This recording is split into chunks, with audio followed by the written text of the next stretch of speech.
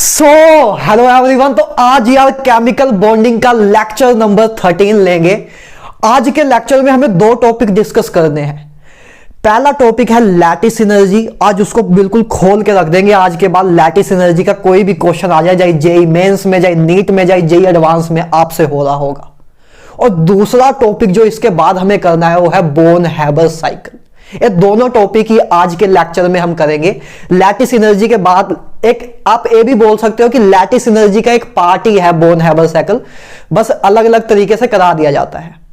तो आज दो टॉपिक है करेंगे, ठीक है। कॉपी पेन निकाल लो, एक लैटिस एनर्जी और एक बोन हैबर साइकिल। और इनसे क्वेश्चन आते हैं, बीच बीच में आते रहते हैं, लैटिस एनर्जी से भी और बोन हैबर साइकिल से भी। चाहे नीट की बात करूं, चाहे जेई मेंस की बात करूं, चाहे जेई एडवांस की बात करूं, सब जगह इसके क्वेश्चन आते हैं। तो आज के बाद आपसे, चाहे आप जेई मेंस के स्टूडेंट हो, चाहे आप नीट के स्टूडेंट हो, या आप जेई एडवांस के स्टूडेंट हो, आपसे इन टॉपिक से क्वेश्चन हो रहा होगा।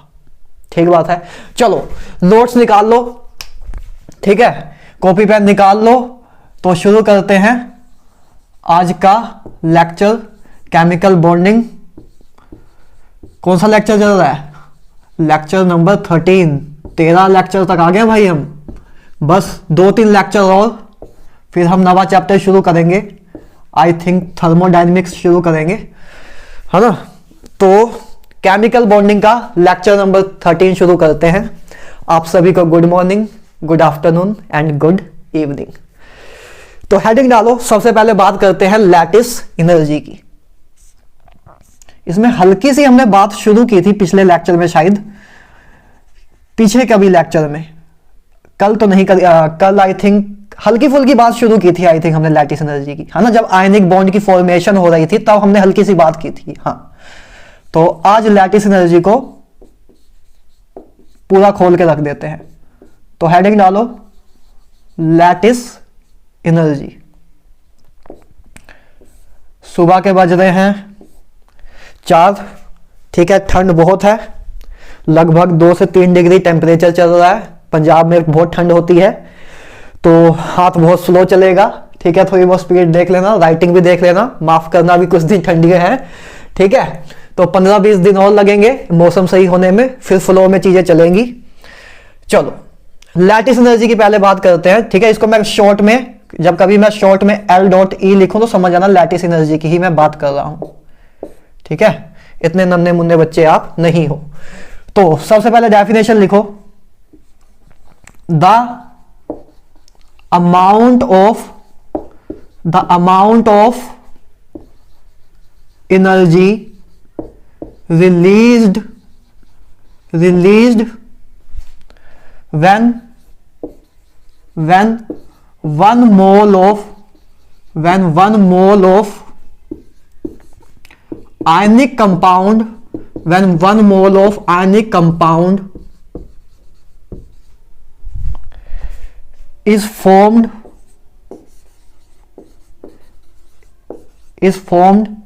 from its gaseous cation and anion. Its gaseous cation and anion is called lattice energy. देखो, एक मान लो आपके पास, लेट से शुरुआत करते हैं नमक बनाने से।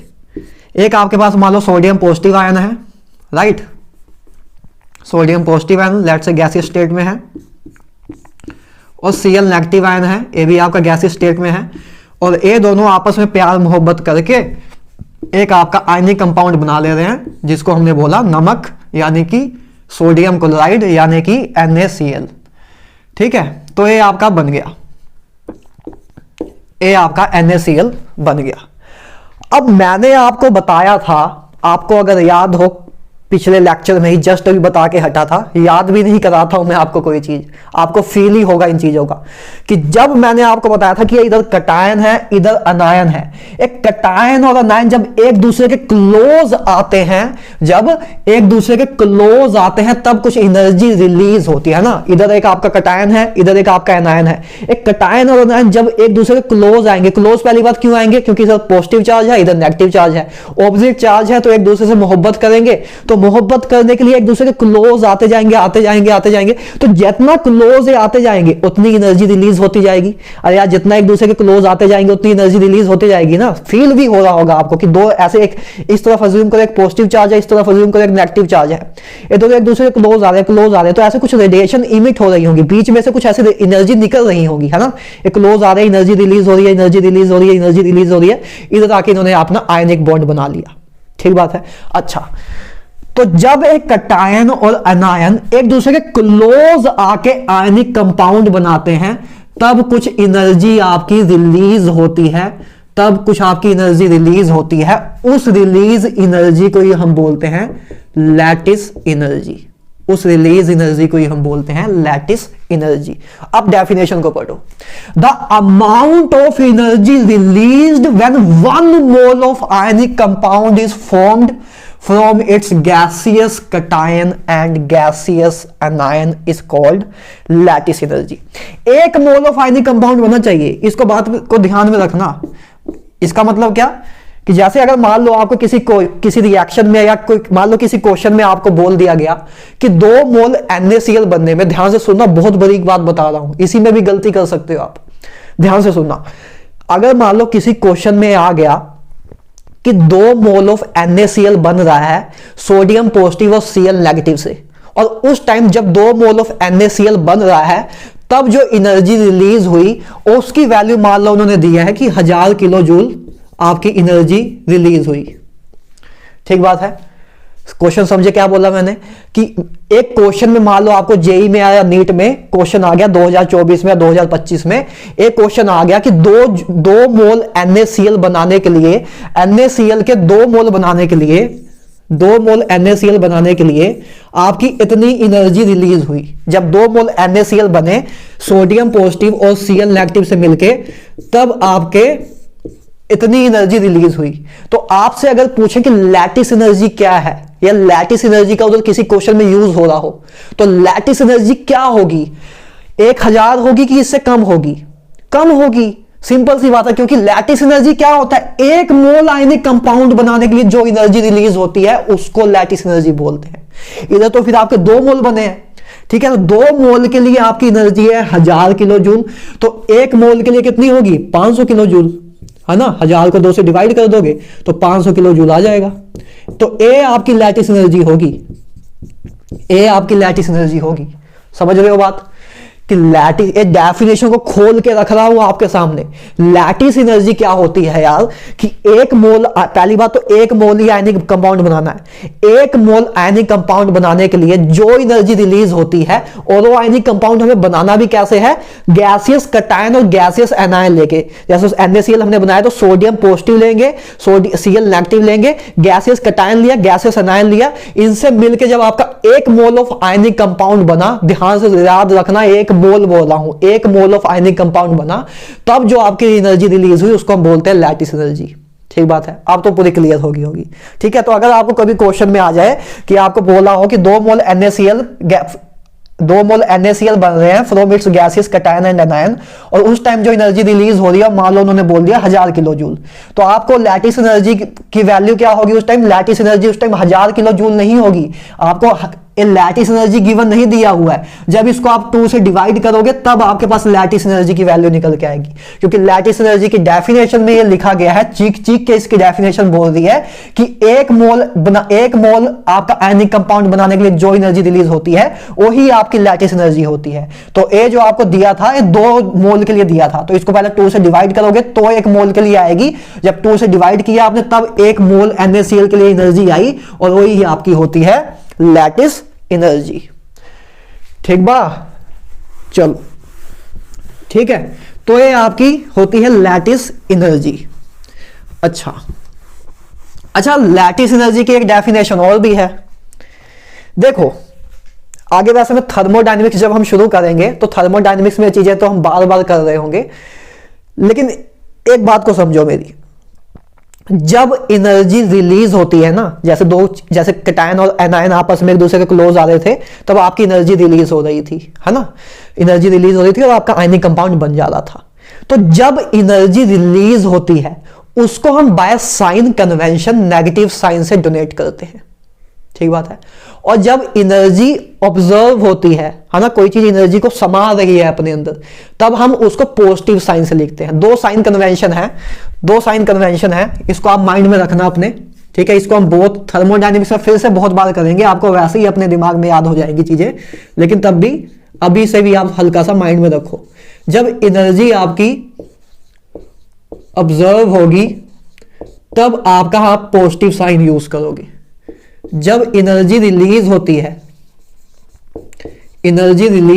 है तब आप नेगेटिव साइन यूज करोगे।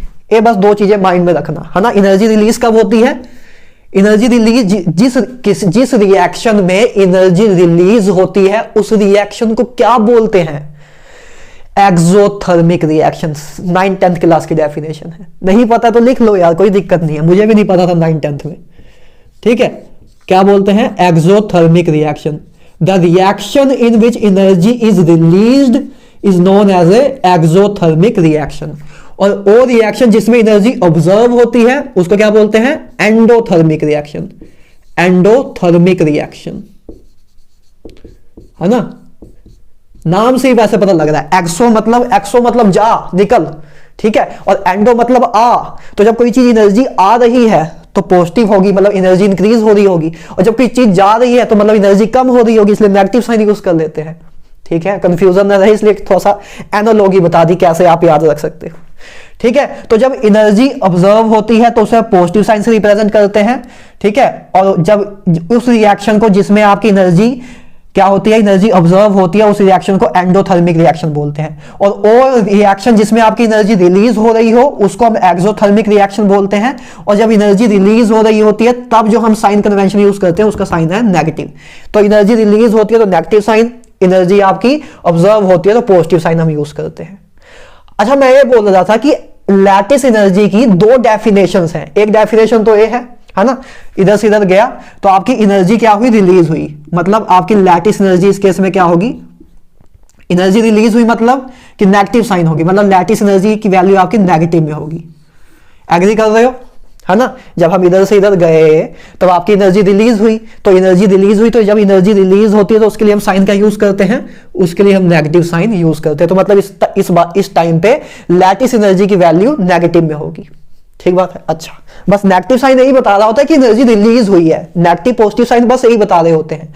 जैसे मान लो कहीं लिखा है -120 जूल और एक जगह लिखा है +120 जूल, तो -120 जूल बस इतना ही बता रहा है कि एनर्जी रिलीज हुई है। नेगेटिव साइन बस आपको इतना बता रहा होता है, ठीक है। और अगर +120 जूल लिखा है तो यह बता रहा होता है कि उस रिएक्शन में एनर्जी ऑब्जर्व हुई है, बस इतना ही बता रहा होता है, ठीक है। ऑब्जर्व हुई है उस केस में। तो नेगेटिव पॉजिटिव साइन से हमें बस ये इंडिकेशन मिल जाती है कि उस रिएक्शन में एनर्जी ऑब्जर्व हुई है या रिलीज हुई है, ठीक बा। चला, ठीक है। तो अच्छा, तो अभी आपकी एनर्जी रिलीज हुई थी तो लैटिस एनर्जी आपकी नेगेटिव थी। लैटिस एनर्जी की एक डेफिनेशन और भी है। एक डेफिनेशन तो ये है कि the amount of energy release when 1 mole of ionic compound is formed from its gaseous cation and it's gaseous anion.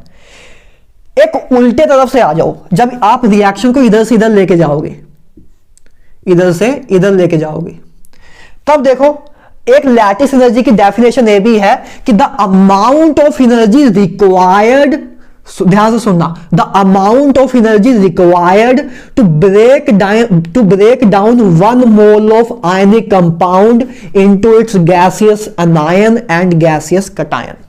Simple सी बात है, उसका उल्टा कर दो बस उसी डेफिनेशन का।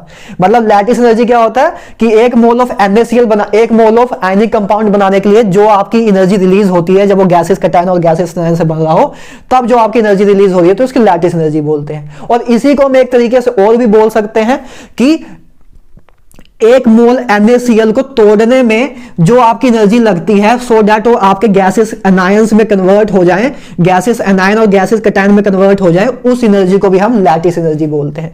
ठीक है, मतलब इधर से इधर जाने में मान लो अगर 100 जूल एनर्जी लगी, 100 जूल एनर्जी रिलीज हुई, तो 100 जूल एनर्जी रिलीज हुई, तो इधर से वापस इधर आने में कितनी एनर्जी इसको देनी पड़ेगी? NaCl को मैं कितनी एनर्जी दूं कि टूट जाएगा और कन्वर्ट हो जाएगा सोडियम पॉजिटिव और Cl नेगेटिव में? तो अगर 100 जूल ऑफ एनर्जी रिलीज हुई थी तो 100 जूल ऑफ एनर्जी देनी ही पड़ेगी। सिंपल सी बात है। ठीक है, तो लैटिस एनर्जी इस केस में पॉजिटिव होगी। तो लैटिस एनर्जी या नेगेटिव भी हो सकती है, पॉजिटिव भी हो सकती है। ठीक है, लैटिस एनर्जी की दो डेफिनेशन है, सिंपल सी बात है।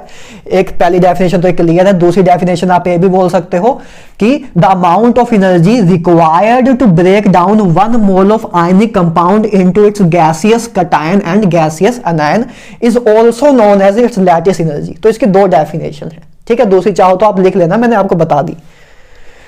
ठीक है, अच्छा, तो ये बात होगी लैटिस एनर्जी की। अच्छा, एक बात तो क्लियर इधर ही कर देता हूं मैं आपकी। ठीक है, इस चीज को नोट डाउन कर लेना। एक चीज मैं आपको इधर ही क्लियर और कर देता हूं।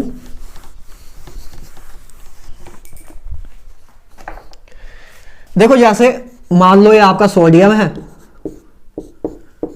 और ये क्लोरीन है। ठीक है, इससे भी आपका NaCl बन गया। ठीक है, ये आपका NaCl बन गया।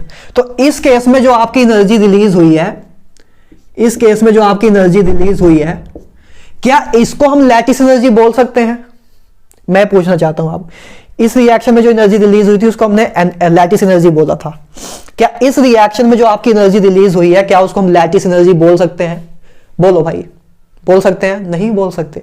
क्यों? क्योंकि लैटिस एनर्जी की डेफिनेशन यही थी कि NaCl आपको आयनिक कंपाउंड बनाना है, लेकिन बनाना भी किससे है? उसके गैसियस कैटायन और गैसियस एनायन से। तो इस केस में आपने कैटायन और एनायन तो लिया नहीं, तो इस रिएक्शन के केस में जो आपकी एनर्जी रिलीज होगी और लैटिस एनर्जी पहली बात नहीं होगी। ये छोटी छोटी बारीक बातें हैं, और छोटी छोटी बारीक बातों से जेईई एडवांस और एम्स लेवल की चीजें बन जाती हैं, और कुछ बड़ा नहीं आता है उधर। बस बारीक चीजें नहीं आपको क्लियर होती, इसी पे क्वेश्चन आते हैं और उनको पता होता है कि आपको ये चीज क्लियर नहीं होगी, इसीलिए ऐसे क्वेश्चन डालते हैं। टफ कुछ भी नहीं है, बस वो बारीक चीजें ढूंढते हैं। ठीक है, अच्छा, तो इस केस में जो आपकी एनर्जी रिलीज हुई उसको हम लैटिस एनर्जी नहीं बोल सकते। तो इसको हम क्या बोलेंगे? इसको हम बोलते हैं जो आपकी एनर्जी रिलीज हुई या एनर्जी ऑब्जर्व हुई होगी, वो डिपेंड करता है रिएक्शन पे। किसी रिएक्शन में एनर्जी रिलीज होती है, किसी रिएक्शन में एनर्जी ऑब्जर्व होती है। अच्छा, तो इस केस में जो है आपकी एनर्जी में जो चेंज है, इसको बोलते हैं इंथैल्पी ऑफ ए फॉर्मेशन। क्या बोलते हैं? Enthalpy of a formation. चाहो तो इसकी डेफिनेशन इधर लिख लो। इंथैल्पी ऑफ फॉर्मेशन की डेफिनेशन क्या होगी? The energy change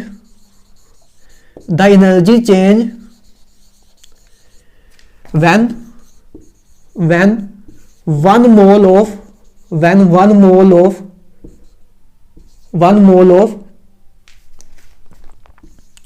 compound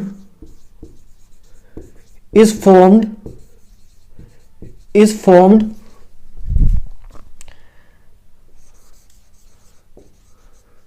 from elements in its elemental state,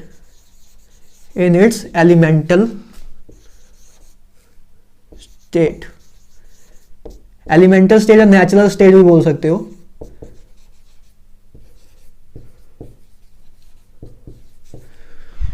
देखो, ए आपकी डेफिनेशन होती है इंथैल्पी ऑफ फॉर्मेशन के। आगे बोर्न हैबर साइकिल में काम आएगी, इसलिए लिखा रहा हूं अभी। ठीक है, वैसे थर्मोडायनेमिक्स में भी हम एक बार देखेंगे, क्योंकि अभी बोर्न हैबर साइकिल में भी काम आएगी, इसलिए अभी समझ लेते हैं। इंथैल्पी ऑफ फॉर्मेशन क्या होता है? एनर्जी चेंज, जो एनर्जी में चेंज आता है जब रिएक्शन होती है, तो एनर्जी कुछ या तो रिलीज होती है तो ऑब्जर्व होती है, तो इसके कारण एनर्जी में कुछ चेंज आता है। तो एनर्जी चेंज जब 1 मोल ऑफ कंपाउंड बनता है from elements, 1 mole of compound is formed from elements, ठीक है, from elements in its elemental state. जब जिनसे वो कंपाउंड मिलकर बना है, जैसे इस केस में आपका NaCl बना है, तो NaCl जिनसे मिलकर बना है वो आपके प्योर एलिमेंटल स्टेट में हो। प्योर एलिमेंटल स्टेट में मतलब क्या है? इसका मतलब है कि जैसे आपको देखो, जैसे पता है कि जैसे आपका ऑक्सीजन जो है वो हमेशा नेचर में O2 की फॉर्म में मिलता है ना। ऑक्सीजन O2 की फॉर्म में मिलता है, ऐसे नहीं होता कि ऑक्सीजन ऐसे पड़ा हुआ है। आप जो ब्रीथ करते हो, ऑक्सीजन लेते हो, कार्बन डाइऑक्साइड एक्सहेल करते हो, है ना, इंस्पिरेशन एक्सपीरेशन, ठीक है, बायोलॉजी आ गई, ठीक है। तो ऑक्सीजन जब आप इनहेल करते हो वो सब आपकी O2 के फॉर्म में होती है, ऑक्सीजन एटम थोड़ा होते हैं, है ना। तो ऑक्सीजन हम आपकी नेचर में O2 के फॉर्म में प्रेजेंट होती है। अच्छा, सोडियम आपका, सोडियम सॉलिड के फॉर्म में प्रेजेंट होता है ना, नेचर में। तो आपको एलिमेंट, जब आप एलिमेंट्स को ऐसे ले रहे हो जो अपनी एलिमेंटल स्टेट में हो, जो नेचुरल स्टेट में जैसे है वैसे ही लेके आप अगर जब कंपाउंड बना रहे हो, एक मोलो कंपाउंड बना रहे हो, उन चीजों, उन एलिमेंट्स को लेके जो कि अपनी नेचुरल स्टेट में है, तब जो आपकी एनर्जी रिलीज होती है या एनर्जी चेंज होती है उसको बोलते हैं हम एंथैल्पी ऑफ फॉर्मेशन। ठीक बात है, क्लियर है, ठीक है। तो इस रिएक्शन में देखो सोडियम आपका सॉलिड स्टेट में है, इसका हाँ मतलब एलिमेंटल स्टेट में है, ठीक बात है। हाफ क्लोरीन, क्लोरीन आपको पता है गैसीय स्टेट में होता है, तो क्लोरीन आपका गैसीय स्टेट में, तो ये भी आपका एलिमेंटल स्टेट में ही है, ठीक है, मतलब नेचुरल स्टेट में। क्लोरीन आपका बाय नेचर में आपका गैस के फॉर्म में प्रेजेंट होता है, मॉलिक्यूल के फॉर्म में प्रेजेंट होता है ना। तो आपका उसके बाद NaCl बन गया, और NaCl नमक तो आपका सॉलिड ही होता है, ठीक है। तो आपका एक मोल ऑफ कंपाउंड बना, एक मोल ऑफ कंपाउंड बना किससे, एलिमेंट से मिलकर बना, और वो एलिमेंट्स अपनी नेचुरल स्टेट में ही है। तो पूरी देखो डेफिनेशन फॉलो हो रही है। एक मोल ऑफ कंपाउंड बना, एक मोल ऑफ कंपाउंड बना, ठीक है, जब एलिमेंट्स आपके, और किन से बना, उन एलिमेंट से जो आपके नेचुरल स्टेट में ही है अभी, ठीक है, कि सोडियम अपने सॉलिड स्टेट में, सॉलिड आपका नेचर में सॉलिड फॉर्म में प्रेजेंट होता है, क्लोरीन आपका गैसियस फॉर्म में प्रेजेंट होता है। तो इस केस में जो एनर्जी रिलीज हुई उसको हम एंथैल्पी ऑफ फॉर्मेशन बोलते हैं, ठीक बात है। एक हल्की सी क्लियरेंस और ले लेते हैं, अभी पूरा क्लियर नहीं हुआ होगा, ठीक है। ये डेफिनेशन लिख लेना, ये डेफिनेशन। चलो इसी को देखते हैं आगे। चलो मुझे अब आप बताओ, अब मुझे आप बताओ, जैसे मैं आज दो रिएक्शन लिख रहा हूं, एक कैल्शियम ऑक्साइड लेट से एंड कार्बन डाइऑक्साइड, इससे लेट से मैंने कैल्शियम कार्बोनेट बनाया, और एक रिएक्शन में लिख रहा हूं कैल्शियम सॉलिड स्टेट में, ठीक है, और हमें चाहिए ऑक्सीजन एंड लेट से कार्बन, ठीक है। तो इससे आपका इधर से भी आपका कैल्शियम कार्बोनेट बना। हाँ, तो ये दो रिएक्शन है, ठीक है। इधर से आपको थोड़ा और क्लियर हो जाएगा, इसके बाद कोई दिक्कत नहीं आएगी। इसके बाद तो आप झट से बता दोगे कौन सी एंथैल्पी ऑफ फॉर्मेशन है, कौन सी लैटिस एनर्जी है, या कौन सी एंथैल्पी ऑफ रिएक्शन है। अच्छा देखो, तो पहली बात तो मुझे ये बताओ, आपकी आत्मा क्या बोल रही है कि इस केस में, मान लो इस केस में एनर्जी रिलीज हुई E2, या एनर्जी में जो चेंज आया, रिलीज ऑब्जर्व कुछ भी हो सकता है, ठीक है। तो इस केस में E1 हुई। तो मुझे ये बताओ आपकी आत्मा क्या बोल रही है कि E1 और E2, या E1 या और E2 में से आपकी एंथैल्पी ऑफ फॉर्मेशन कौन सी है, एंथैल्पी ऑफ फॉर्मेशन कौन सी है? क्या ए है, E1 है, या E2 है, या दोनों है? बोलो, किस किस की आत्मा ये बोल रही है? तो जिस जिसकी आत्मा ये बोल रही है उनकी आत्मा सही बोल रही है, बाकी लोगों की आत्मा भी सोई हुई है। तो देखते हैं, ठीक है। तो जिनकी ये बोल रही है उनको तो पहले ही समझ आ गया था। क्यों? क्योंकि इस केस में जो आपकी एनर्जी है, आपका एनर्जी में जो चेंज आया, उसको हम एंथैल्पी ऑफ फॉर्मेशन क्यों बोल रहे हैं? इस केस में जो आपकी एनर्जी में चेंज आया, इसको एंथैल्पी ऑफ फॉर्मेशन क्यों नहीं बोल रहे हैं? और इस केस में जो आपकी एंथैल्पी में जो चेंज आया, इसको एंथैल्पी ऑफ फॉर्मेशन क्यों बोल रहे हैं? क्यों? क्योंकि एंथैल्पी ऑफ फॉर्मेशन की डेफिनेशन ही है कि एक मोल ऑफ कंपाउंड बनाना, एक मोल ऑफ कंपाउंड बना रहे हैं, लेकिन बनाना किससे है ये इंपॉर्टेंट है। एलिमेंट से बनाना है, और वो एलिमेंट अपनी नेचुरल स्टेट में ही हो, तब बनाना। जब एलिमेंट को आप नेचुरल स्टेट से, नेचर से ऐसे ही सीधा उठा ले रहे हो और उसके बाद एक मोल ऑफ कंपाउंड बना रहे हो, तब उस रिएक्शन में जो एनर्जी रिलीज हो रही है उसको बोलते हैं एंथैल्पी ऑफ फॉर्मेशन। ठीक बात है। तो नेचर में देखो, नेचर में कैल्शियम आपका सॉलिड फॉर्म में प्रेजेंट होता है, ऑक्सीजन आपका गैस फॉर्म में, और कार्बन आपका सॉलिड फॉर्म में। तो हाँ ठीक है, अभी आपने एलिमेंट लिए अपने नेचुरल स्टेट में है और उनसे आपने एक मोल ऑफ कंपाउंड बनाया, बिल्कुल सही बात है। तो आपकी एंथैल्पी ऑफ फॉर्मेशन होगी इस केस में जो एनर्जी होगी। अच्छा, लेकिन इस रिएक्शन में क्या है, आपके एलिमेंटल स्टेट में है? क्या कैल्शियम नेचर में आपका ऑक्सीजन के साथ होता है? नहीं होता है। कैल्शियम आपका अकेला भी प्रेजेंट होता है, ठीक है। कैल्शियम मिनरल्स आप जब जमीन खोदोगे तो आपको कैल्शियम मिलेगा, आपके दांतों में कैल्शियम होता है, ठीक है। तो कैल्शियम आपका एक नेचुरल स्टेट नहीं है, कैल्शियम कैल्शियम के फॉर्म में ही होता है, ऑक्सीजन के साथ चिपक के नहीं रहता है वो, ठीक है। इसी तरह कार्बन डाइऑक्साइड की क्या कार्बन क्या ऑक्सीजन के साथ हमेशा चिपक के रहती है? नहीं, ऑक्सीजन अलग रह सकता है, कार्बन अलग रह सकता है। तो आपकी नेचर में ऑक्सीजन आपकी O2 के फॉर्म में ही रहती है, कार्बन आपका कोयले की फॉर्म में रहता है, कार्बन सॉलिड की कोयला आपने देखा होगा कार्बन की एक प्योर फॉर्म है, प्योरस नहीं प्योर फॉर्म है, तो कार्बन सॉलिड फॉर्म में रहता है ना कोयला, ठीक है। इसी तरह आपका क्या रह गया कैल्शियम भी आपका अलग रह सकता है, उसको ऑक्सीजन के साथ चिपकने की कोई जरूरत नहीं है। तो ये आपकी फ्री एलिमेंटल स्टेट में नहीं है, नेचर में आपके ऐसे नहीं मिलता है कैल्शियम की कैल्शियम ऑक्सीजन के साथ चिपका हुआ है। नेचर में कैल्शियम के फॉर्म में ही मिलता है, ठीक है, ऑक्सीजन O2 मॉलिक्यूल के फॉर्म में और कार्बन सॉलिड के फॉर्म में। तो ये अभी नेचुरल स्टेट में नहीं है, तो इस केस में जो आपका एनर्जी चेंज हुई इसको इंथैल्पी ऑफ फॉर्मेशन नहीं बोलेंगे। तो इसको हम क्या बोल सकते हैं? इसको हम सिंपली इंथैल्पी ऑफ रिएक्शन बोल सकते हैं। क्या बोल सकते हैं? इंथैल्पी ऑफ रिएक्शन, ठीक बात है। तो ये दो चीजें अभी के लिए माइंड में रखना, ठीक है। दोनों ही डेफिनेशन मैंने बहुत टाइम लेके करा दी है, इतना टाइम लेके नहीं कराने की जरूरत थी। पहली चीज है लैटिस एनर्जी क्या होता है कि जब गैसियस कटायन और गैसियस एनायन से जब आपका एक मोल ऑफ आयनिक कंपाउंड बने तब आपकी जो एनर्जी रिलीज होती है उसको बोलते हैं लैटिस एनर्जी। गैसियस कटायन और गैसियस एनायन ही होना चाहिए, ठीक बात है। और आपकी इंथैल्पी ऑफ फॉर्मेशन क्या होता है कि जब एक मोल ऑफ कंपाउंड आपका बने उन एलिमेंट से जो कि अपने एलिमेंटल स्टेट में या नेचुरल स्टेट में प्रेजेंट हैं उनको ही हम उठा के लेके आए और उससे जब हम कोई कंपाउंड एक मोल ऑफ कंपाउंड बनाए तब जो आपकी एनर्जी रिलीज होती है उसको बोलते हैं इंथैल्पी ऑफ फॉर्मेशन, ठीक बात है। तो मतलब इस रिएक्शन में जो एनर्जी आपकी रिलीज हुई उसको लैटिस एनर्जी बोल सकते हैं, लेकिन इस केस में जो आपकी एनर्जी रिलीज हुई इसको हम इंथैल्पी ऑफ फॉर्मेशन बोलेंगे, इसको हम इंथैल्पी ऑफ फॉर्मेशन बोलेंगे। तो ये डिफरेंस आपके दिमाग में चमक जाना चाहिए, ठीक बात है।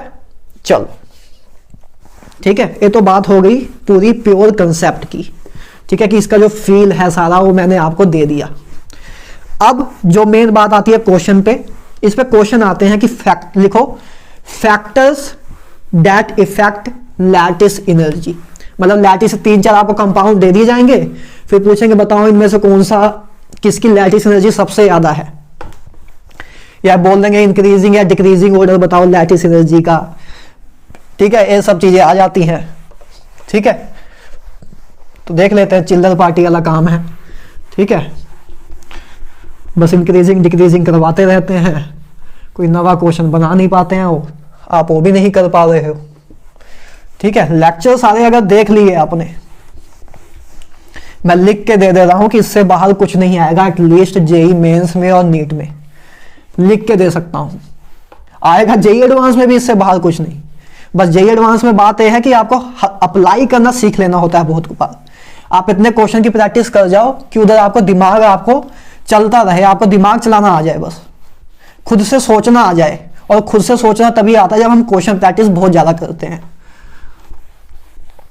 ठीक है। बाकी जेई एडवांस में भी इससे बाहर कुछ नहीं आएगा, उसके बाद तो आपकी मेंटल एबिलिटी है। लेकिन हाँ, जेई मेंस और नीट पे तो मैं स्टैंप पेन लिख के दे सकता हूं, स्टैंप पेपर ले आना, मैं लिख के आपको दे दूंगा, ठीक है। तो लिखो फैक्टर्स इफेक्टिंग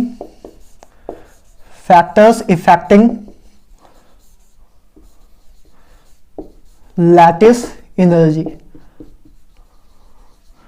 कौन कौन से फैक्टर हैं जिन पर लैटिस एनर्जी आपकी डिपेंड करती है, ठीक है, उसकी बात करते हैं। या factors on which lattice energy depend, और भी लिख सकते हो हेडलाइन, ठीक है। अच्छा, तो देखो लैटिस एनर्जी के क्वेश्चन के लिए ना आप हमेशा बस ये चीज माइंड में रखना, क्या था ये पिछले लेक्चर में बताया था, इलेक्ट्रोस्टैटिक फोर्स ऑफ अट्रैक्शन, जिसको हम कूलम्स लॉ भी बोलते हैं। इलेक्ट्रोस्टैटिक्स में करेंगे इसे हम 12th में फिजिक्स में, ठीक है, कि जब दो चार्ज हो तो उनके बीच में जो फोर्स होती है उसको हम इस फॉर्मूले से रिप्रेजेंट करते हैं, बता चुका हूं पिछले लेक्चर में, ठीक है। अच्छा, तो मतलब अब इससे आपको दिख रहा है, देखो सिंपल सी बात है, इधर सोडियम है मान लो, इधर Cl नेगेटिव है, ठीक है। इन दोनों में इन दोनों में जितनी फोर्स ऑफ अट्रैक्शन ज्यादा होगी, फोर्स ऑफ अट्रैक्शन अगर ज्यादा है मतलब फोर्स ऑफ अट्रैक्शन ज्यादा, तो मतलब एक दूसरे के खींच के बहुत तेजी से आ रहे हैं, तो जितना तेजी से एक दूसरे को खींच पाएंगे उतनी ही एनर्जी रिलीज होगी। बोलो यार, बात समझ रहे हो कि नहीं? दो चार स्पीसीज हैं, ठीक है, 2-4 स्पीसीज हैं, इनके बीच में अगर फोर्स ऑफ अट्रैक्शन बहुत ज्यादा है तो एक दूसरे के पास जल्दी जल्दी खींच के आएंगे, तो जितना जल्दी से वो खींच के आएंगे उतनी ज्यादा एनर्जी रिलीज होगी।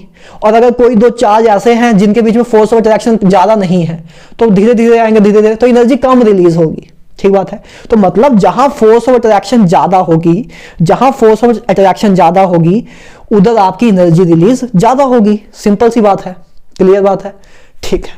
तो मतलब जहां फोर्स ज्यादा होगी उधर लैटिस एनर्जी आपकी ज्यादा रिलीज होगी। या आप ये भी बोल सकते हो कि अगर इसको तोड़ने के लिए अगर आपको ज्यादा एनर्जी लग रही है, ठीक है, तब आपकी इस केस में लैटिस एनर्जी ज्यादा होगी। दूसरे टर्म में भी बोल सकते हो, फिलहाल अभी आप ऊपर वाले के अकॉर्डिंग ही चल लो, ठीक है। तो सिंपल सा आपको इतना समझ आया कि दो चीजों में अगर मान लो अगर NaCl है और MgCl2 है, ठीक है, मैं अगर अभी आपको बता रहा हूं, अभी के लिए आप मान लो कि इसकी लैटिस एनर्जी ज्यादा है, इसकी कम है, तो मैं अगर इसकी लैटिस एनर्जी ज्यादा है और इसकी कम है, इसका मतलब क्या? इसका मतलब है कि इस आयनिक कंपाउंड को तोड़ने के लिए हमें ज्यादा एनर्जी लगेगी एज कंपेयर टू इस आयनिक कंपाउंड को तोड़ने के लिए। बोलो, एग्री कर रहे हो? मैं बोल रहा हूं कि इसकी लैटिस एनर्जी ज्यादा है इसके कंपैरेटिवली, तो इसकी अगर लैटिस एनर्जी ज्यादा है इसके कंपैरेटिवली, तो इसका मतलब क्या कि इस आयनिक कंपाउंड को तोड़ने के लिए जो एनर्जी लगेगी उसकी वैल्यू ज्यादा होगी एज कंपेयर टू जो इसमें एनर्जी की रिक्वायरमेंट होगी। सहमत हो? ठीक है, इतनी तो आपकी आत्मा बोल रही होगी। अच्छा, क्यों ज्यादा होगी? क्योंकि इसमें क्योंकि फोर्स ऑफ अट्रैक्शन ज्यादा होगी, कैटायन और एनायन के बीच में फोर्स ऑफ अट्रैक्शन ज्यादा होगी, इसलिए इसको तोड़ने के लिए ज्यादा एनर्जी देनी पड़ती है। तो हम यही बोल रहे हैं कि इसका मतलब कि जहां फोर्स ऑफ अट्रैक्शन ज्यादा होगी उधर आपकी लैटिस एनर्जी ज्यादा होगी। दैट्स इट, ठीक है। तो कभी भी लैटिस एनर्जी का क्वेश्चन आए तो बस एक फॉर्मूला अपने दिमाग में रखना, क्योंकि जहां फोर्स ज्यादा होगी, कैटायन और एनायन के बीच में जहां फोर्स ऑफ अट्रैक्शन ज्यादा होगी उधर लैटिस एनर्जी ज्यादा होगी। भाई साहब, हमने अपने दिमाग में डाल लिया है।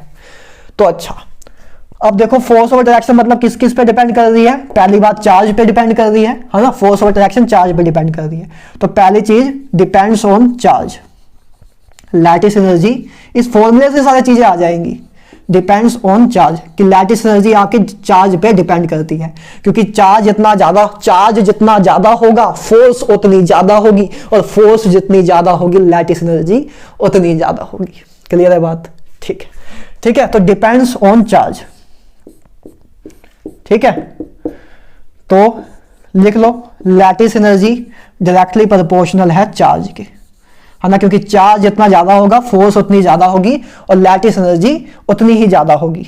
जैसे कि अगर मान लो एक कैटायन है आपका, ठीक है, एक कैटायन है, ये मान लो अनायन है, इन दोनों से आपका आयनिक कंपाउंड बन गया।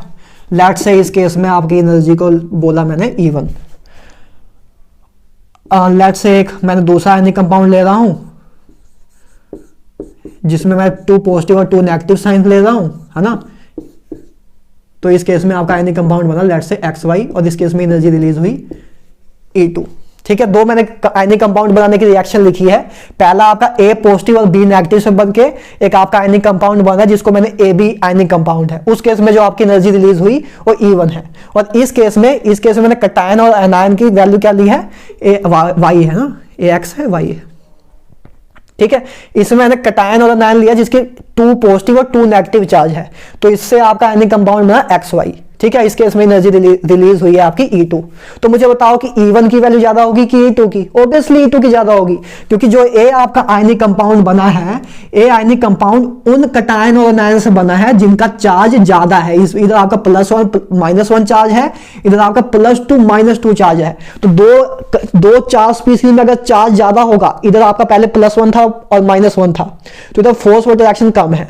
जहां +2 और -2 होगा तो जल्दी से एक दूसरे को खींचेंगे, तो फोर्स ऑफ अट्रैक्शन ज्यादा होगी। तो फोर्स ऑफ अट्रैक्शन ज्यादा होगी क्योंकि चार्ज ज्यादा है, तो फोर्स ऑफ अट्रैक्शन ज्यादा होगी, और फोर्स ऑफ अट्रैक्शन ज्यादा होगी तो इनको तोड़ना टफ होगा, मतलब लैटिस एनर्जी की वैल्यू ज्यादा होगी। या यूं भी बोल सकते हैं कि फोर्स ऑफ अट्रैक्शन ज्यादा होगी तो बहुत तेजी से एक दूसरे को लॉस आएंगे, तो बहुत ज्यादा एनर्जी को रिलीज करते जाएंगे।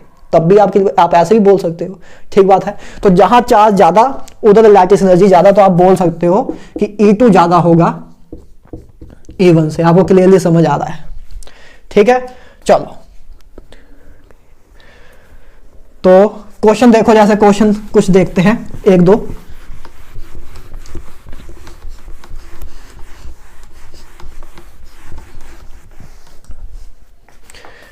Question let's say NaCl, MgCl2 और AlCl3, इनमें आपको इंक्रीजिंग और decreasing order of lattice energy बताना है। ये 3 क्वेश्चन है, इसमें आपको इंक्रीजिंग या decreasing order of lattice energy पूछा है। निकालो, देखो क्या याद है। देखो ये तीनों आपके आयनिक कंपाउंड है। ये आयनिक कंपाउंड कैसे बना है? सोडियम पॉजिटिव और Cl नेगेटिव से, है ना, सोडियम पॉजिटिव और Cl नेगेटिव से। ये आपका आयनिक कंपाउंड कैसे बना है? Mg2 पॉजिटिव और 2 Cl नेगेटिव से, ठीक बात है, ठीक है। और AlCl3 कैसे बना है? Al3 पॉजिटिव और 3 Cl नेगेटिव से, ठीक बात है, क्लियर है। अच्छा, तो देखो कटायन आपका अनायन तो हर जगह सेम ही है, इधर भी क्लोरीन है, इधर भी क्लोरीन है, इधर भी क्लोरीन है। तो अनायन के अकॉर्डिंग तो हम कुछ बता नहीं पाएंगे, ठीक है। कटायन देखो, लेकिन कटायन इधर सोडियम पॉजिटिव, इधर Mg2 पॉजिटिव, इधर Al3 पॉजिटिव है। तो इधर कटायन पे +3 चार्ज है, इधर +2, इधर +1। तो चार्ज जहां ज्यादा उधर फोर्स ऑफ अट्रैक्शन ज्यादा, और जहां फोर्स ऑफ अट्रैक्शन ज्यादा उधर लैटिस एनर्जी ज्यादा, ठीक बात है। तो AlCl3 के केस में जो आपका कटायन है, क्योंकि अनायन तो तीनों जगह सेम ही है, तीनों पे Cl नेगेटिव ही है, तो -1 का ही चार्ज है, ठीक है। लेकिन कटायन अगर आप देखो या ओवरऑल ये भी देखो कि इधर 3 नेगेटिव चार्ज है ओवरऑल, है ना, 3 × -1 तो -3 नेगेटिव चार्ज है। अगर नेगेटिव चार्ज के अकॉर्डिंग में देखना हो, इधर -2 नेगेटिव चार्ज है और इधर -1 नेगेटिव चार्ज है, ठीक है। और पॉजिटिव चार्ज इधर कितना है? +1, इधर पॉजिटिव चार्ज है +2, इधर है पॉजिटिव चार्ज +3। तो जब नेगेटिव चार्ज के अकॉर्डिंग भी देख सकते हो, जब पॉजिटिव चार्ज के अकॉर्डिंग भी। तो इधर नेगेटिव चार्ज देखोगे या पॉजिटिव चार्ज देख लो, मैं पॉजिटिव चार्ज के अकॉर्डिंग देख ले रहा हूं, नेगेटिव चार्ज भी देखोगे तब भी एक ही बात आएगी।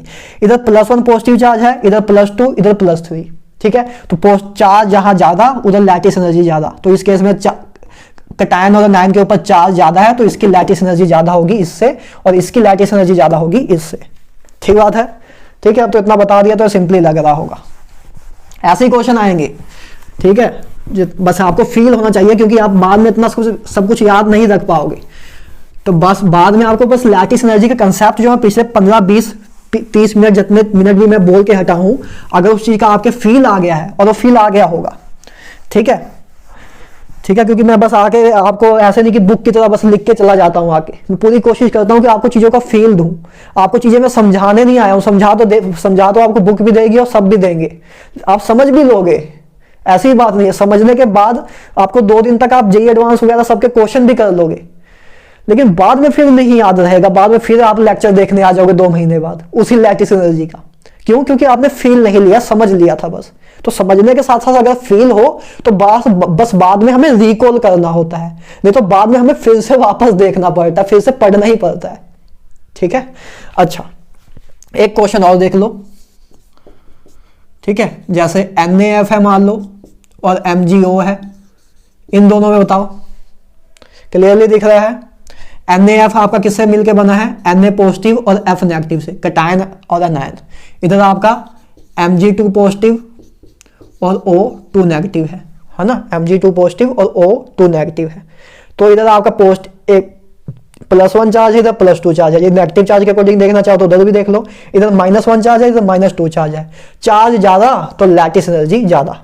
तो ये आपका क्वेश्चन MgO आपकी लैटिस एनर्जी ज्यादा होगी, ठीक है। तो पहला चीज तो डिपेंड्स ऑन चार्ज। तो चार्ज के अकॉर्डिंग अगर कभी क्वेश्चन आए, ऐसे कंपाउंड आए जिसमें आप चार्ज ही अलग अलग है, कटायन का चार्ज अलग अलग हो, तो आप बस चार्ज देखो, जहां चार्ज ज्यादा उस कंपाउंड की लैटिस एनर्जी ज्यादा, ठीक है। अच्छा, तो एक तो पहली बात लैटिस एनर्जी चार्ज पे डिपेंड करती है, उसके 2 क्वेश्चन भी आपको करा दिए मैंने। और किस पे डिपेंड करती है? आप देख लो, K तो कांस्टेंट है ना, K तो कांस्टेंट होता है, जिसकी वैल्यू 9 × 10⁻9 होती है ना। K तो कांस्टेंट होता है। R क्या है? R डिस्टेंस है 2 चार्ज के बीच में ना, एक चार्ज Q1 है, एक चार्ज Q2 है, इन दोनों के बीच में जो डिस्टेंस है उसको R बोला है। तो मतलब फोर्स आपकी डिस्टेंस पे भी डिपेंड करती है, तो मतलब लैटिस एनर्जी भी आपकी डिस्टेंस पे डिपेंड करती होगी। मतलब फोर्स इनवर्सली प्रोपोर्शनल है डिस्टेंस के, इन दो चार्ज के बीच में डिस्टेंस, इन दो चार्ज के बीच के डिस्टेंस को हम इंटर न्यूक्लियर डिस्टेंस बोल देते हैं ना, कि इसके न्यूक्लियस से इसके न्यूक्लियस के बीच में जो डिस्टेंस है उसको बोल देते हैं इंटर न्यूक्लियर डिस्टेंस, कि दो न्यूक्लियस के बीच में डिस्टेंस कितना है। ठीक बात है। अच्छा, तो जितना डिस्टेंस ज्यादा होगा उतनी फोर्स कम होगी। पता भी लग रहा है कि चार्ज अगर दूर दूर है तो इनमें फोर्स ऑफ अट्रैक्शन कम होगी, जब ये दोनों पास पास आएंगे तो और अच्छे से मोहब्बत करेंगे, और क्लोज आएंगे तो और अच्छे से मोहब्बत करेंगे, है ना। फोर्स ऑफ अट्रैक्शन बढ़ती जाएगी, जैसे जैसे दो चीजें क्लोज आएंगी वैसे वैसे फोर्स ऑफ अट्रैक्शन बढ़ती जाएगी, एक दूसरे की तरफ अट्रैक्शन बढ़ती जाएगी। ठीक है, सिंपल सी बात है। अच्छा, तो फोर्स इनवर्सली प्रोपोर्शनल है इंटर न्यूक्लियर डिस्टेंस के, तो आप दूसरी चीज लिख सकते हो, डिपेंड्स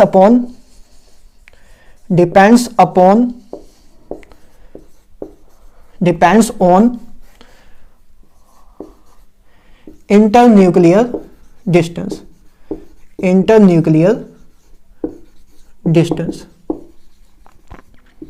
इंटरन्यूक्लियर डिस्टेंस का मतलब क्या, कि radius of cation plus radius of अनायन, है ना। यही आपका आर के बराबर होगा, यही आपका आर के बराबर होगा, है ना। एक कटायन है आपका मान लो, और ये आपका अनायन है। ठीक है, तो कटायन और अनायन के बीच में जो डिस्टेंस है, ठीक है, इसको आप आर पॉजिटिव, ये आप मान लो आपका आर पॉजिटिव है और ये आपका आर नेगेटिव है ना। तो आर पॉजिटिव और आर नेगेटिव से ही आपका कहीं ना कहीं आर बन रहा होगा। अगर दोनों आपस में चिपके हुए हैं, अगर आप ऐसे दिखाओ, ठीक है, रफ वैसे तो चिपके हुए होते नहीं है, लेकिन रफली हम आइडिया ऐसे ही मानते हैं कि मान लो चिपके हुए हैं, तो इधर पॉजिटिव चार्ज है, इधर नेगेटिव चार्ज है। ठीक है, तो इनके बीच में जो डिस्टेंस है वो किसके बराबर होगा, रेडियस ऑफ कटायन है जिसको आर पॉजिटिव से हम जनरेट कर सकते हैं, और रेडियस ऑफ अनायन है जो कि आर नेगेटिव से। तो इन दोनों के बीच में डिस्टेंस कितना है, ये पूरा डिस्टेंस बराबर होगा आर प्लस और आर नेगेटिव के। तो इंटरन्यूक्लियर डिस्टेंस को हम आर प्लस और आर नेगेटिव के बराबर लिख सकते हैं, कि radius of cation plus radius of अनायन give us internuclear distance. ठीक है, तो इंटरन्यूक्लियर डिस्टेंस अगर ज्यादा हो तो फोर्स ऑफ अट्रैक्शन कम होगी, है ना, तब आपकी फोर्स ऑफ अट्रैक्शन कम होगी। इनवर्स रिलेशन है, तो इंटरन्यूक्लियर डिस्टेंस ज्यादा होगा तो आपकी फोर्स ऑफ अट्रैक्शन कम होगी, और फोर्स ऑफ अट्रैक्शन कम होगी तो लैटिस एनर्जी भी कम होगी। मतलब लैटिस एनर्जी जो है आपकी वो इनवर्सली प्रोपोर्शनल है इंटरन्यूक्लियर डिस्टेंस के, इंटरन्यूक्लियर डिस्टेंस के। बस यही दो चीजें आपको दिमाग में रखनी है, और ये दो चीजें आई कहां से, इसी से। तो बस यही चीजें अगर दिमाग में रखोगे तो काम हो जाएगा। ठीक है, क्वेश्चन देखो, NaF, NaCl, NaBr, NaI, मान लो ये क्वेश्चन है। ठीक है, तो देखो कभी भी क्वेश्चन आए, तो कभी भी लैटिस एनर्जी का क्वेश्चन आए, सबसे पहले चार्ज चेक करा करो। अगर चार्ज के अकॉर्डिंग अगर क्वेश्चन सोल्व हो जा रहा है, मतलब किसी में चार्ज कम है, किसी में चार्ज ज्यादा है, फिर तो बस चार्ज के अकॉर्डिंग चुप करके देखो, क्वेश्चन सोल्व कर दो। अगर चार्ज सब में एक जैसा है, फिर इंटरन्यूक्लियर डिस्टेंस वाले कंसेप्ट पे आना है, उस वाले फैक्टर पे आना है। अगर चार्ज ज्यादा है, एक आयनिक कंपाउंड में चार्ज कम है, एक आयनिक कंपाउंड के कैटायन और एनायन में चार्ज ज्यादा है, तो बस चार्ज के अकॉर्डिंग ही सोल्व कर लेना। ठीक बात है, फिर इस पे आने की सोचने की जरूरत ही नहीं है। पहले सबसे पहले चार्ज चेक करना, अगर चार्ज ही डिफरेंट है वो तो चार्ज से ही सोल्व हो जाएगा।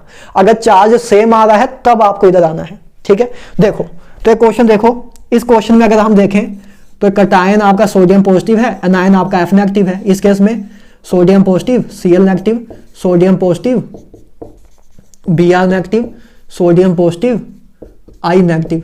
तो देखो कैटायन पे ही पॉजिटिव साइन है हर जगह, ठीक है, +1, और अनायन भी सब जगह -1 ही है। तो चार्ज हर जगह सेम है ना, +1 चार्ज कैटायन पे है, -1 चार्ज एनायन पे है, चारों के चारों कंपाउंड में। तो चार्ज के अकॉर्डिंग हम नहीं बता सकते, क्योंकि सब में चार्ज सेम ही है, कैटायन और एनायन दोनों में, हर जगह हर कंपाउंड में कैटायन और एनायन पे -1 और +1 ही चार्ज है। ठीक है, तो इस चार्ज के अकॉर्डिंग हम इस क्वेश्चन को नहीं सोल्व कर सकते। फिर दूसरी चीज क्या रह जाती है, lattice energy inversely proportional to internuclear distance, internuclear distance. तो देखो कैटायन तो सेम ही है, इधर आपका कैटायन तो हर जगह सेम ही है, कैटायन तो हर जगह सेम ही है, तो बस एनायन के अकॉर्डिंग देख लो। ठीक है, अब एनायन आपके पास क्या है, इधर एक फ्लोरीन नेगेटिव है, F नेगेटिव, इधर Cl नेगेटिव, इधर Br नेगेटिव और इधर I नेगेटिव। ठीक है, तो सबसे छोटा साइज किसका होता है, फ्लोरीन का। सबसे छोटा साइज होता है फ्लोरीन का, फिर क्लोरीन का, फिर ब्रोमीन का। आपको पता है कि अलोंग ए ग्रुप आपका साइज इंक्रीज होता है, ठीक है, तो सबसे छोटा साइज होता है फ्लोरीन का। तो साइज छोटा, कटायन तो आपका सेम ही है ना, कटायन तो हर जगह सेम ही है, तो कटायन तो देखने की जरूरत ही नहीं है, तो कटायन देखने की जरूरत ही नहीं है। तो एनायन का साइज जितना बड़ा होगा, एनायन का साइज जितना बड़ा होगा उतना इंटरन्यूक्लियर डिस्टेंस ज्यादा होगा, क्योंकि आर पॉजिटिव की वैल्यू तो हर जगह ही सेम है। इसके लिए भी आर पॉजिटिव की वैल्यू सेम है, इसके लिए भी आर पॉजिटिव की वैल्यू, इसके लिए भी आर पॉजिटिव की, इसके लिए भी आर पॉजिटिव की वैल्यू सेम है, बस एनायन अलग अलग हो रहा है। तो जहां एनायन का रेडियस ज्यादा होगा, एनायन का रेडियस ज्यादा तो मतलब इंटरन्यूक्लियर डिस्टेंस ज्यादा, तो इंटरन्यूक्लियर डिस्टेंस ज्यादा तो लैटिस एनर्जी कम। ठीक बात है। तो आपको पता है कि इसका साइज सबसे ज्यादा है ना, इसका साइज सबसे ज्यादा है, इसका रेडियस सबसे ज्यादा है, तो जिसका रेडियस ज्यादा उस केस में आपका इंटरन्यूक्लियर डिस्टेंस ज्यादा, और आपका इंटरन्यूक्लियर डिस्टेंस ज्यादा तो लैटिस एनर्जी कम। ठीक है, तो इस केस में आपका डिस्टेंस सबसे ज्यादा होगा। इधर मान लो आपका सोडियम है, ये आपका सोडियम था और ये आपका लेट से आयोडीन था। ठीक है, तो इस केस में डिस्टेंस ज्यादा होगा, लेकिन अगर फ्लोरीन के साथ कंपेयर करूं तो ये सोडियम है तो फ्लोरीन छोटू सा होगा, है ना, तो इधर डिस्टेंस कम होगा, देख के ही पता लग रहा है, इधर इतना छोटू सा डिस्टेंस है, इधर ज्यादा डिस्टेंस है, तो जहां डिस्टेंस कम होगा, है ना, सोडियम और फ्लोरीन कम है, तो सोडियम और आयोडीन का। तो इस केस में डिस्टेंस ज्यादा है, तो जहां इंटरन्यूक्लियर डिस्टेंस ज्यादा होगा उधर लैटिस एनर्जी कम होगी। ठीक है, तो मतलब ए ऑर्डर फॉलो होगा, ए ऑर्डर फॉलो होगा, तो आप इसके अकॉर्डिंग बस बता दोगे। ठीक है, क्लियर है। तो ये ऐसे यार आप लैटिस एनर्जी का कोई भी क्वेश्चन सोल्व कर सकते हो। ठीक है, तो ऐसे आप कर लेना। एक अच्छा क्वेश्चन करा देता हूं, एक अच्छा क्वेश्चन, हालांकि अच्छा क्या है, अगर आप दिमाग लगाओ तो कुछ भी नहीं है। देखो, Na2S एंड MgCl2, इन दोनों में आपको बताना है कि लैटिस एनर्जी किसकी हाईएस्ट है, मतलब किसकी ज्यादा है। तो देखो इधर आपके क्या है, दो सोडियम पॉजिटिव है और S2 नेगेटिव है, Na2S है ना, सोडियम सल्फाइड। ठीक है, इधर आपका Mg2 पॉजिटिव और दो Cl नेगेटिव है। तो देखो चार्ज के अकॉर्डिंग क्या हमको सोल्व कर पाएंगे, देखो कुछ नहीं सोल्व कर पाएंगे, क्योंकि इधर आपका दो पॉजिटिव साइन है, इधर आपका 2 नेगेटिव साइन है, इधर आपका 2 पॉजिटिव है और इधर आपका 2 नेगेटिव है। ठीक है, तो +2 इधर भी है, +2 इधर भी है, -2 इधर भी है, -2 इधर भी है, तो चार्ज के अकॉर्डिंग तो नहीं सोल्व कर पाएंगे। इधर गलती लोग क्या कर देते हैं, इधर देखते हैं कि इधर सोडियम प्लस है, इधर Mg2+ है। ठीक है, तो Mg2+ है तो इधर इस पे ज्यादा है तो इसके अकॉर्डिंग ही कर देते हैं, लेकिन नहीं यार, टोटल चार्ज देखो ना, इस पे भी 2+ है, इस पे भी 2+ है। ठीक है, समझ रहे हो। अच्छा, तो चार्ज के अकॉर्डिंग तो आप नहीं कर पाओगे, तो फिर आप क्या देखोगे, फिर आप इंटरन्यूक्लियर डिस्टेंस ही देखोगे। तो इंटरन्यूक्लियर डिस्टेंस देख लो। अच्छा, तो अब इंटरन्यूक्लियर डिस्टेंस देखो, सबसे पहले अब इधर देखो, कटायन भी अलग है और अनायन भी अलग है, इसलिए अच्छा क्वेश्चन हो जा रहा है। कटायन भी अलग है, कटायन अलग है, अनायन भी अलग है, तो बस दोनों को कंपेयर करना पड़ेगा मतलब। तो देखो सोडियम पॉजिटिव है एक जगह, और एक पहले कटायन को कंपेयर कर लेते हैं, सोडियम पॉजिटिव और मैग्नीशियम 2 पॉजिटिव। तो पहली बात देखो क्या है, दोनों आइसो इलेक्ट्रॉनिक है, हाँ दोनों आइसो इलेक्ट्रॉनिक है, इसके पास भी 10 इलेक्ट्रॉन है, इसके पास भी 10 इलेक्ट्रॉन है। और आइसो इलेक्ट्रॉनिक के लिए मैं आपको एटॉमिक रेडियाई वाले लेक्चर में बता चुका था कि आइसो इलेक्ट्रॉनिक स्पीसीज में क्या होता है, जहां पॉजिटिव चार्ज ज्यादा, आइसो इलेक्ट्रॉनिक स्पीसीज के लिए साइज जो है आपका डायरेक्टली प्रोपोर्शनल होता है पॉजिटिव चार्ज के, और इनवर्सली प्रोपोर्शनल होता है साइज आपका, डायरेक्टली प्रोपोर्शनल होता है नेगेटिव चार्ज के, और इनवर्सली प्रोपोर्शनल होता है पॉजिटिव चार्ज के, आइसो इलेक्ट्रॉनिक स्पीसीज के लिए आपको बता चुका हूं। ठीक है, आइसो इलेक्ट्रॉनिक स्पीसीज के लिए साइज डायरेक्टली प्रोपोर्शनल होता है नेगेटिव चार्ज के, और इनवर्सली प्रोपोर्शनल होता है पॉजिटिव चार्ज के। तो ये दोनों आपस में आइसो इलेक्ट्रॉनिक है, दोनों में ही 10-10 इलेक्ट्रॉन है। तो जहां पॉजिटिव चार्ज ज्यादा, पॉजिटिव चार्ज के इनवर्सली प्रोपोर्शनल है, तो जहां पॉजिटिव चार्ज ज्यादा उसका साइज कम, मतलब इसका साइज ज्यादा होगा। सोडियम पॉजिटिव का साइज ज्यादा होगा Mg2 पॉजिटिव से, आइसो इलेक्ट्रॉनिक का कंसेप्ट लगा के बता दिया। सोडियम पॉजिटिव का साइज ज्यादा होगा as compare to Mg2 positive से। अच्छा, आगे अब अनायन में देख लेते हैं। इधर आपका S2 नेगेटिव अनायन है, इधर आपका Cl नेगेटिव अनायन है। तो आपको बताया कि साइज जो है इनवर्सली, साइज जो है डायरेक्टली प्रोपोर्शनल होता है नेगेटिव चार्ज के, है ना, साइज जो है आपका डायरेक्टली प्रोपोर्शनल होता है नेगेटिव चार्ज के। तो जहां नेगेटिव चार्ज ज्यादा उसका साइज ज्यादा, तो इधर 2 नेगेटिव चार्ज है, इधर 1 नेगेटिव चार्ज है, तो इसकी साइज ज्यादा होगा, क्योंकि दोनों आइसो इलेक्ट्रॉनिक है। देखो इसके पास भी 18 इलेक्ट्रॉन है, इसके पास भी 18 इलेक्ट्रॉन है, तो दोनों ही आपके आइसो इलेक्ट्रॉनिक है। तो आइसो इलेक्ट्रॉनिक के लिए साइज जो है डायरेक्टली प्रोपोर्शनल नेगेटिव चार्ज के, और इनवर्सली प्रोपोर्शनल पॉजिटिव चार्ज के। तो नेगेटिव चार्ज इसमें ज्यादा है तो इसका साइज ज्यादा होगा। ठीक है, तो मतलब इस कंपाउंड में आपका कटायन का साइज भी ज्यादा है और एनायन का साइज भी ज्यादा है। ठीक है, तो इस कंपाउंड के अंदर जो कटायन है और अनायन है, कटायन का साइज भी ज्यादा है और अनायन का साइज भी ज्यादा है। मतलब कटायन का साइज भी ज्यादा हो और अनायन का साइज भी ज्यादा हो तो इंटरन्यूक्लियर डिस्टेंस तो ऑटोमेटिकली ज्यादा हो जाएगा, और अगर इंटरन्यूक्लियर डिस्टेंस ज्यादा हो जाएगा तो आपकी लैटिस एनर्जी कम होगी। तो इस केस में इंटरन्यूक्लियर डिस्टेंस ज्यादा होगा, इस केस में इंटरन्यूक्लियर डिस्टेंस कम होगा। इसका मतलब कि MgCl2 की लैटिस एनर्जी ज्यादा होगी, MgCl2 की लैटिस एनर्जी ज्यादा होगी, क्योंकि इस केस में इंटरन्यूक्लियर डिस्टेंस ज्यादा होगा, क्योंकि इसका कटायन भी ज्यादा साइज का है, अनायन भी ज्यादा साइज का है, तो मतलब इंटरन्यूक्लियर डिस्टेंस ज्यादा होगा, और इंटरन्यूक्लियर डिस्टेंस ज्यादा होगा तो लैटिस एनर्जी आपकी कम होगी। ठीक है, इसलिए MgCl2 की लैटिस एनर्जी ज्यादा होगी। ठीक है, तो ये यार कुछ आपके ऐसे लैटिस एनर्जी के क्वेश्चन आते हैं। ठीक है, बस ये फॉर्मूला का दिमाग में रखोगे तो लैटिस एनर्जी में कुछ भी नहीं था। अब अगर मैं बोलूं कि लैटिस एनर्जी जितनी भी हमने 45-50 मिनट 1 घंटे बात अभी की, उसको अगर मैं एक लाइन में बोलूं अगर 1 मिनट में, तो बस यही है कि लैटिस एनर्जी फोर्स के डायरेक्टली प्रोपोर्शनल होती है। चार्ज ज्यादा तो लैटिस एनर्जी ज्यादा, इंटरन्यूक्लियर डिस्टेंस कम तो आपकी इंटरन्यूक्लियर डिस्टेंस कम तो लैटिस एनर्जी ज्यादा। बस अगर 30 सेकंड में बोलूं तो। ठीक है, जो बात हमने 1 घंटे में की है। ठीक है, और उस अकॉर्डिंग क्वेश्चन सोल्व होंगे। ठीक है, चलो अब बात करते हैं बोन हैबर साइकिल की। किसकी? बोन हैबर साइकिल की। बोन हैबर साइकिल भी इंपॉर्टेंट टॉपिक है, इससे भी क्वेश्चन पहले तो काफी आते थे, अब हल्का सा कम हो गया, लेकिन ऐसा नहीं है कि आते ही नहीं है, ऐसा नहीं है कि सिलेबस ही बाहर हो गया है। तो लेकिन प्रीवियस क्वेश्चन में आपको क्वेश्चन दिखेंगे, जेई में भी, नीट में भी। जब आपका केमिकल बॉन्डिंग का लेक्चर्स खत्म हो जाएंगे, चैप्टर खत्म हो जाएगा, तो इस कपड़े को मुझे लगता है धोना पड़ेगा, क्योंकि अब सही से इसकी लगता है क्षमता खत्म हो गई है इंक को ऑब्जर्व करने की, है ना। काफी टाइम लग रहा है इसको इरेज करने में, इसके कारण पिछले 3-4 महीने से धोया नहीं है। ठीक है, काफी अनहाइजीनिक हूं मैं इस मामले में, आलसी भी हूं। ठीक है,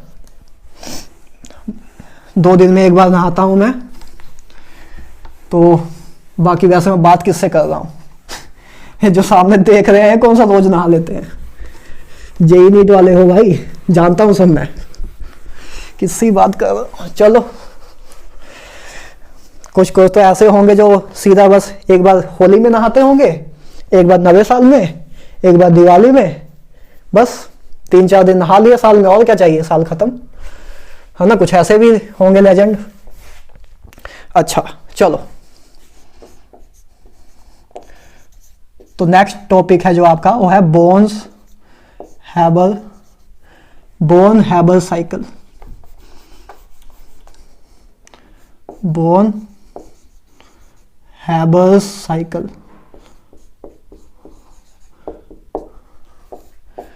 बोन हैबर साइकिल, देखो यार, बोन हैबर साइकिल क्या है। देखो, लैटिस एनर्जी निकालने का ना कोई डायरेक्ट मेथड नहीं है हमारे पास, कि हमें कोई डायरेक्ट मेथड पता हो, हमारे पास कोई इंस्ट्रूमेंट हो, हमारे पास कोई इंस्ट्रूमेंट है उससे हम लैटिस एनर्जी निकाल लेंगे। हमारे पास कोई डायरेक्ट मेथड नहीं है लैटिस एनर्जी को निकालने का।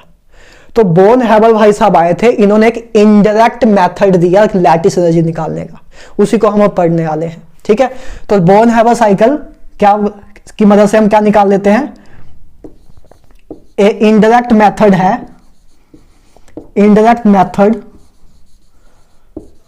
For lattice energy. Indirect method है लैटिस एनर्जी की वैल्यू निकालने का, है ना। उधर तो हम बात कर रहे थे कि किसकी लैटिस एनर्जी कम होगी, किसकी ज्यादा होगी, लेकिन उस लैटिस एनर्जी की वैल्यू कितनी होगी। पहले जैसे हमने NaCl और MgCl2 में बात की, तो हमने बोल दिया MgCl2 की लैटिस एनर्जी ज्यादा होगी, इसमें कोई दिक्कत नहीं है। लेकिन उस MgCl2 की लैटिस एनर्जी की वैल्यू कितनी होगी, 500 होगी, 400 होगी, 600 होगी, कितनी होगी, वो वैल्यू निकालने का काम किया था बोन हैबर साइकिल ने। क्योंकि लैटिस एनर्जी को निकालने का कोई डायरेक्ट मेथड नहीं है, तो बोन हैबर साइकिल एक इनडायरेक्ट मेथड है लैटिस एनर्जी की वैल्यू निकालने का। लैटिस एनर्जी वैल्यू लिख सकते हो,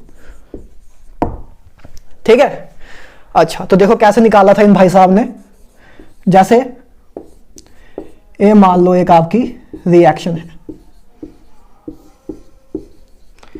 पहली बार बताओ ये आपकी क्या, कौन सी लैटिस एनर्जी, इस केस में जो एनर्जी आपकी हुई है वो लैटिस एनर्जी होगी या इंथैल्पी ऑफ फॉर्मेशन होगी या इंथैल्पी ऑफ रिएक्शन होगी? क्या होगा? इंथैल्पी ऑफ फॉर्मेशन होगी। सिंपल सी बात है ना? क्योंकि इस केस में जो आपकी एनर्जी, आपका एक मोल ऑफ कंपाउंड बन रहा है एलिमेंटल स्टेट वाले एलिमेंट से, ठीक बात है। तो इस केस में जो एनर्जी आपकी एक्सचेंज होगी उसको इंथैल्पी ऑफ फॉर्मेशन हम बोल देंगे, ठीक है। तो अब पहले तो हमने ये लिख दिया। अब देखो बोन हैबर साइकिल में ना एक वैसे तो थर्मोडायनेमिक्स का पार्ट है, लेकिन एक हेस लॉ अप्लाई होता है। हेस लॉ है ना? हेस लॉ क्या बोलता है कि हंसते रहो पूरा दिन ठीक है, थर्मोडायनेमिक्स का एक लॉ है। देखो हेस लॉ क्या बोलता है, इधर भी बताता हूं, थर्मोडायनेमिक्स में भी बताऊंगा। छोटी सी बात है, मान लो कोई एक रिएक्टेंट था ए से कोई प्रोडक्ट बना ई, ठीक बात है। ए था, ए से कोई प्रोडक्ट बना ई, ठीक है। इस केस में मान लो एनर्जी आपकी, इस केस में आपकी एनर्जी लेट से रिलीज हुई E1। इस केस में एनर्जी में जो चेंज आया उसकी वैल्यू है E1, ठीक है। क्या है? ए आप समझे, ए आपका रिएक्टेंट है, रिएक्टेंट ए से प्रोडक्ट बन गया ई, ठीक है। इस रिएक्शन में एक हुआ कि ये रिएक्टेंट है, रिएक्टेंट से प्रोडक्ट बन गया ई। अच्छा, एक बार मैं ऐसा कर रहा हूं कि पहले मैंने ए से बी बनाया, बी से सी बनाया, सी से डी बनाया और फिर ई बनाया, ठीक है। इधर से इधर मान लो एनर्जी लगी आपकी E2, इधर से इधर E3, इधर से इधर E4, इधर से इधर E5। समझ रहे हो? मतलब एक बार मैं इस रास्ते से गया, रिएक्टेंट से मैंने प्रोडक्ट बनाया एक ही स्टेप में कि सीधा इधर से इधर बना दिया। और दूसरा तरीका मैंने ये अपनाया कि पहले मैंने ए से बी बनाया, फिर बी से सी बनाया, फिर सी से डी बनाया, फिर डी से ई बनाया। दोनों तरीके से मैं बना क्या रहा हूं? दोनों तरीके से मैं बना ई ही रहा हूं, ठीक बात है। तो हेस लॉ आपको यही बोलता है, हेस लॉ ये बोलता है कि जाइए आप किसी रिएक्टेंट से अगर आप प्रोडक्ट बना रहे हो, ठीक है, किसी रिएक्टेंट से अगर आप प्रोडक्ट बना रहे हो तो जाइए उसको आप एक स्टेप में बनाओ या मल्टीपल स्टेप में बनाओ, तो एनर्जी का जो चेंज होगा वो हमेशा सेम रहेगा। मतलब इन्होंने ये बोला कि अगर ए से ई सीधा अगर आप एक स्टेप में बना रहे हो तो इस केस में एनर्जी जैसे हमारी लगी थी E1, तो उसको आप जाइए आप जितने मर्जी मल्टीपल स्टेप में बना लो कि पहले ए से बी बना लो, बी से सी बना लो, डी से ई बना लो, तो ए से ई बनने में जो एनर्जी लगी थी जाइए एक स्टेप में, ठीक है, वो बराबर होगी जाइए मल्टीपल स्टेप की एनर्जी के। मतलब E1 बराबर होगा E2 plus E3 plus E4 plus E5 के। ये बोला था हेस लॉ ने, ठीक है, हेस भाई साहब ने ये बोला था। सिंपल सा लॉ है, बच्चों वाला लॉ है यार।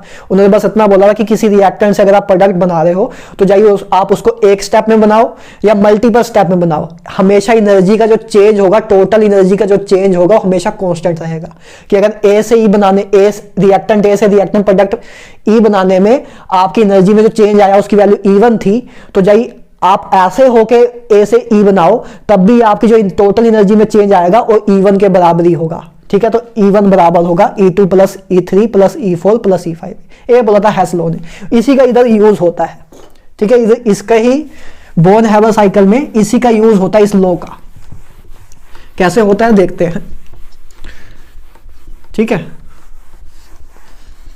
देखो, तो जो हमने अभी रिएक्शन लिखी है NaCl की, तो इससे तो इंथैल्पी ऑफ फॉर्मेशन निकलेगी, और इंथैल्पी ऑफ फॉर्मेशन को निकालने का डायरेक्ट मेथड है, हमारे पास इंस्ट्रूमेंट्स हैं जिससे हम इंथैल्पी ऑफ फॉर्मेशन निकाल सकते हैं, ठीक है। तो इसकी वैल्यू तो हम निकाल सकते हैं इजिली, ठीक है। लैटिस एनर्जी को निकालने का कोई डायरेक्ट मेथड नहीं है, तो उसको अब हम इनडायरेक्टली अब निकालेंगे। देखो, अगर मैं सोडियम से, पहले सोडियम को मैं सोडियम गैस में जब अगर कन्वर्ट कर लूं, क्योंकि अब मुझे देखो NaCl अगर लैटिस एनर्जी के लिए क्या चाहिए, हमें लैटिस एनर्जी की वैल्यू निकालनी है, मतलब हमें सोडियम पॉजिटिव और Cl नेगेटिव चाहिए। तब केस में जब आपकी एनर्जी रिलीज होगी उसी को लैटिस एनर्जी बोलेंगे। बोलो भाई, जब कटायन और अनायन आपस में रिएक्ट करते हैं तब जो एनर्जी रिलीज होती है उसको लैटिस एनर्जी बोलते हैं। तो पहले हम ऐसा करते हैं कि कटायन बना लेते हैं और इसी का अनायन बना लेते हैं। पहले ये काम करो, ठीक है, कि कटायन और अनायन बनाओ। अब समझ जाओगे, बस एक बार मैं लिख दूं उसके बाद समझ जाओगे। पहली बार बस देखने में थोड़ा सा लगता है कि क्या इतना सारा कुछ है, लेकिन कुछ भी नहीं है, बहुत सिंपल है, ठीक है। तो पहले मैंने क्या किया, सोडियम सॉलिड था तो पहले इसको मैं गैस में कन्वर्ट करूंगा। अरे गैस में कन्वर्ट करूंगा तभी तो उससे इलेक्ट्रॉन निकालूंगा ना। तो सबसे पहले आपने गैस में कन्वर्ट किया। इस केस में जो एनर्जी मान लो लगी उसको हमने E1 से डोनेट कर दिया। वैसे इस केस में जो एनर्जी है उसको हम क्या बोलते हैं, उसको बोलते हैं सब्लिमेशन एनर्जी, है ना, सब्लिमेशन एनर्जी। सब्लिमेशन एनर्जी क्या होती है कि कितनी एनर्जी रिक्वायर्ड होती है किसी सब्सटेंस को सॉलिड से गैस में कन्वर्ट करने के लिए, उसको बोलते हैं सब्लिमेशन एनर्जी। इन सबको हम थर्मोडायनेमिक्स में हम करेंगे, है ना, इधर भी, लेकिन थोड़ा बहुत आइडिया रखो कि किसी सब्सटेंस को सॉलिड से गैस में कन्वर्ट करने के लिए जो एनर्जी चाहिए होती है उसको बोलते हैं सब्लिमेशन एनर्जी। उसको लेट से मैंने डोनेट किया E1 से, ठीक है, E1 से। अच्छा, तो किसी सब्सटेंस को अगर सॉलिड से हमें लिक्विड में कन्वर्ट करना है तो एनर्जी देनी पड़ती है कि एनर्जी रिलीज होती है, एनर्जी ऑब्जर्व करानी पड़ती है कि एनर्जी रिलीज होती है। खुद सोचो यार, बर्फ है आपके पास, अगर बर्फ को आपको पिघलाना है, बर्फ है आपके, बर्फ आपकी सॉलिड फॉर्म में है, सॉलिड को अगर आपको लिक्विड बनाना है या सॉलिड को अगर आपको भाप बनाना है, मतलब बर्फ को आपको वेपर्स की फॉर्म में उड़ाना है, तो आपको नीचे से एनर्जी देनी पड़ेगी, आप गर्म करोगे, तो इस केस में आपको एनर्जी देनी पड़ रही है, ठीक बात है। एनर्जी मतलब बर्फ जब एनर्जी को ऑब्जर्व करेगा तभी वो भाप में कन्वर्ट होगी, ठीक बात है। तो सब्लिमेशन एनर्जी के केस में एनर्जी आपकी ऑब्जर्व होती है, और जब एनर्जी ऑब्जर्व होती है तो उसका साइन क्या होता है, प्लस होता है, ठीक है। तो प्लस साइन भी हम साथ साथ में लिखते जाते हैं। अब एक गैसियस बन गया, अभी बस देखते जाना, सुनते जाना 10 मिनट लगातार, हो सकता है बीच बीच में थोड़ा हजम कम हो, लेकिन सुनते जाना, ठीक बात है। अच्छा, अब सोडियम गैस बन गया, अब इसमें से आप इलेक्ट्रॉन निकाल दोगे, इलेक्ट्रॉन निकाल दोगे, सोडियम पॉजिटिव बन गया। तो सोडियम पॉजिटिव बन गया, तो इलेक्ट्रॉन निकालने के लिए जो हमें एनर्जी चाहिए होती है उसको क्या बोलते हैं, आयोनाइजेशन एनर्जी। क्या बोलते हैं, ionisation energy. The amount of energy required to remove electron from isolated gaseous atom is known as a ionisation energy, third chapter, ठीक है। आयोनाइजेशन एनर्जी में पूरा 2 घंटे का लेक्चर ले चुका हूं, ठीक है। तो लेट से इस एनर्जी को मैं डोनेट कर देता हूं, आयोनाइजेशन एनर्जी को E2 से डोनेट कर देता हूं, ठीक है। तो E2 की वैल्यू क्या होगी, पहली बार नेगेटिव होगा कि पॉजिटिव। एनर्जी देनी पड़ती है कि एनर्जी रिलीज होती है, आपको पता है किसी एटम में से अगर इलेक्ट्रॉन निकालना है तो हमें एनर्जी देनी पड़ेगी, एनर्जी देंगे तब इलेक्ट्रॉन निकलेगा बाहर, ठीक है। ये सारा आयोनाइजेशन एनर्जी का कंसेप्ट है, ठीक है। तो मतलब एनर्जी ऑब्जर्व होगी इस केस में भी, तो ये भी आपका पॉजिटिव साइन ही होगा। तो आपने पहला काम तो कर लिया, कटायन बना लिया, पहला काम आपका खत्म हो गया, कटायन तो बन गया। अब एनायन बना देते हैं, एनायन बना देते हैं। तो पहले Cl2 है, मॉलिक्यूल है, तो पहले हमें क्लोरीन चाहिए, पहले हमें क्लोरीन चाहिए, ठीक है। तो मतलब आपके पास है ना, क्लोरीन मॉलिक्यूल है, लेकिन आपको क्लोरीन चाहिए, है ना, आपको एक्चुअल में Cl नेगेटिव बनाना है। तो Cl नेगेटिव बनाने के लिए पहले आपके पास Cl एटम होना चाहिए। तो पहले आपने क्लोरीन मॉलिक्यूल को तोड़ा, क्लोरीन मॉलिक्यूल को तोड़ के आपने Cl बनाया, और Cl से फिर आप Cl में आप एक इलेक्ट्रॉन डाल के Cl नेगेटिव बना दोगे। तो पहले क्लोरीन मॉलिक्यूल को क्लोरीन एटम में कन्वर्ट किया, तो जब तो आपने जो इसको कन्वर्ट किया, इस केस में लेट से आपकी एनर्जी लगी E3, ठीक है, क्योंकि आपको बॉन्ड तोड़ना है तो मतलब आपको एनर्जी देनी पड़ेगी, तो मतलब साइन तो आपका पॉजिटिव ही होगा, साइन तो आपका पॉजिटिव ही होगा, क्योंकि बॉन्ड है, क्लोरीन मॉलिक्यूल के बीच में बॉन्ड है, उसको तोड़ना पड़ेगा तब वो एटम में कन्वर्ट होगा। और इस एनर्जी को क्या बोलते हैं, bond dissociation energy, bond dissociation energy, है ना। बॉन्ड को तोड़ने के लिए जो एनर्जी चाहिए उसको बोलते हैं बॉन्ड डिसोसिएशन एनर्जी, नाम से क्लियर हो रहा है। और इधर हाफ मॉलिक्यूल था, हाफ मोल था, तो इसको 2 से डिवाइड करेंगे, क्योंकि बॉन्ड डिसोसिएशन एनर्जी क्या होता है कि 1 मोल बॉन्ड को तोड़ने के लिए जो एनर्जी चाहिए होती है उसको बोलते हैं बॉन्ड डिसोसिएशन एनर्जी। तो इधर आपके पास हाफ मोल ही है, तो हाफ मोल के लिए आपको बॉन्ड डिसोसिएशन एनर्जी का 2 से डिवाइड करना होगा, ठीक बात है।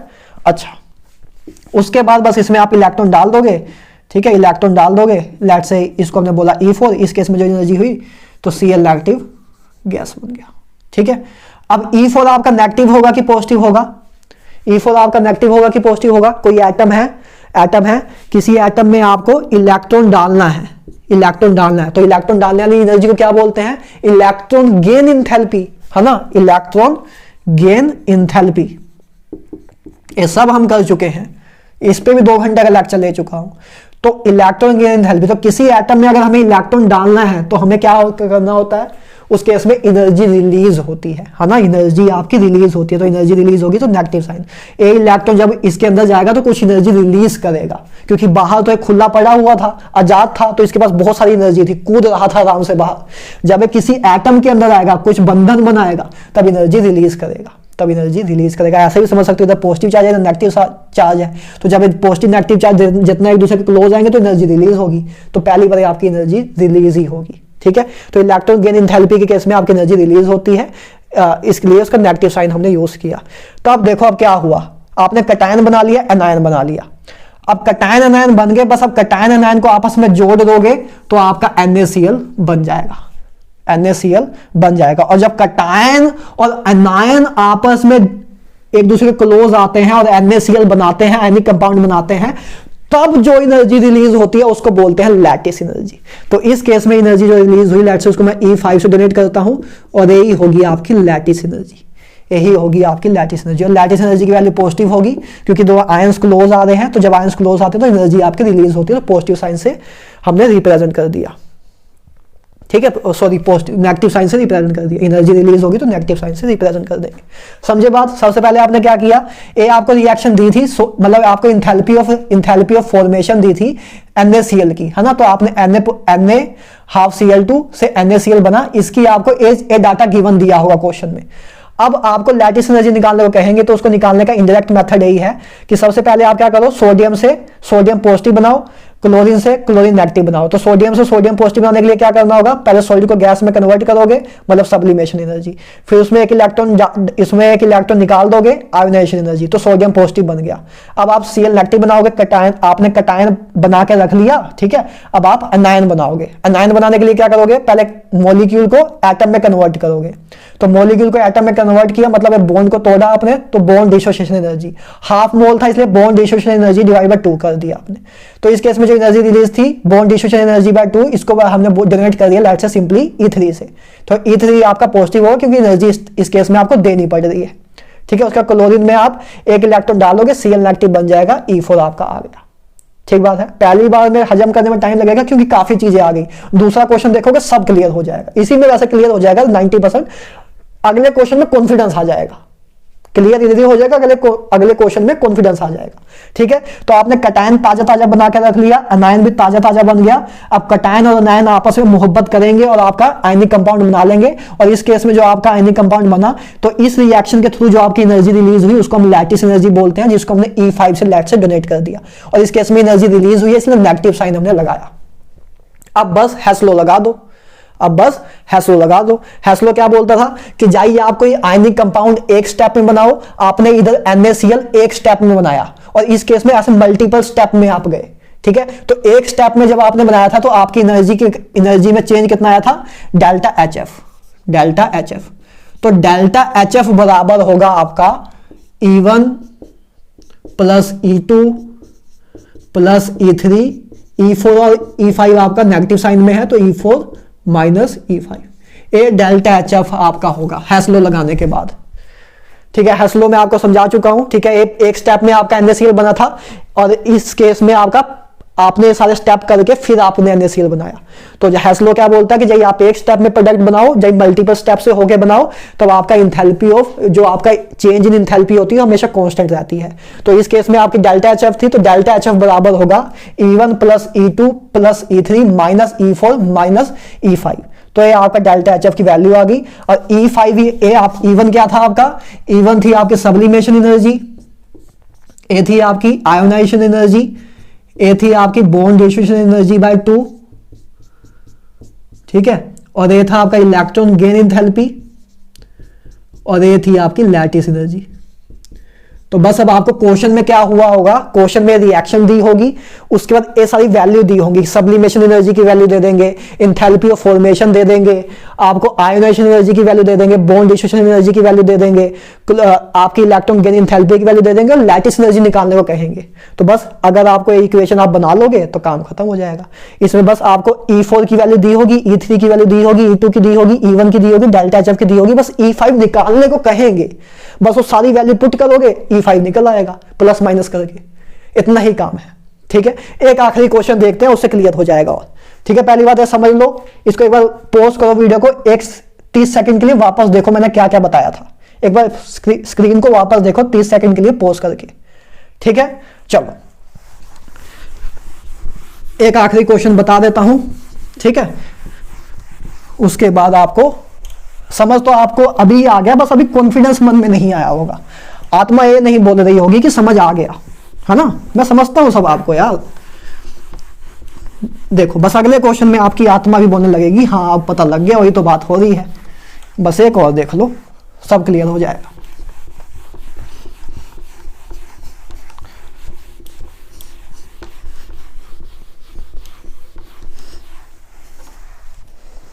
देखो लेट्स से अच्छा क्वेश्चन थोड़ा सा, Mg2 पॉजिटिव, मान लो आपको इंथैल्पी ऑफ रिएक्शन दी हुई है,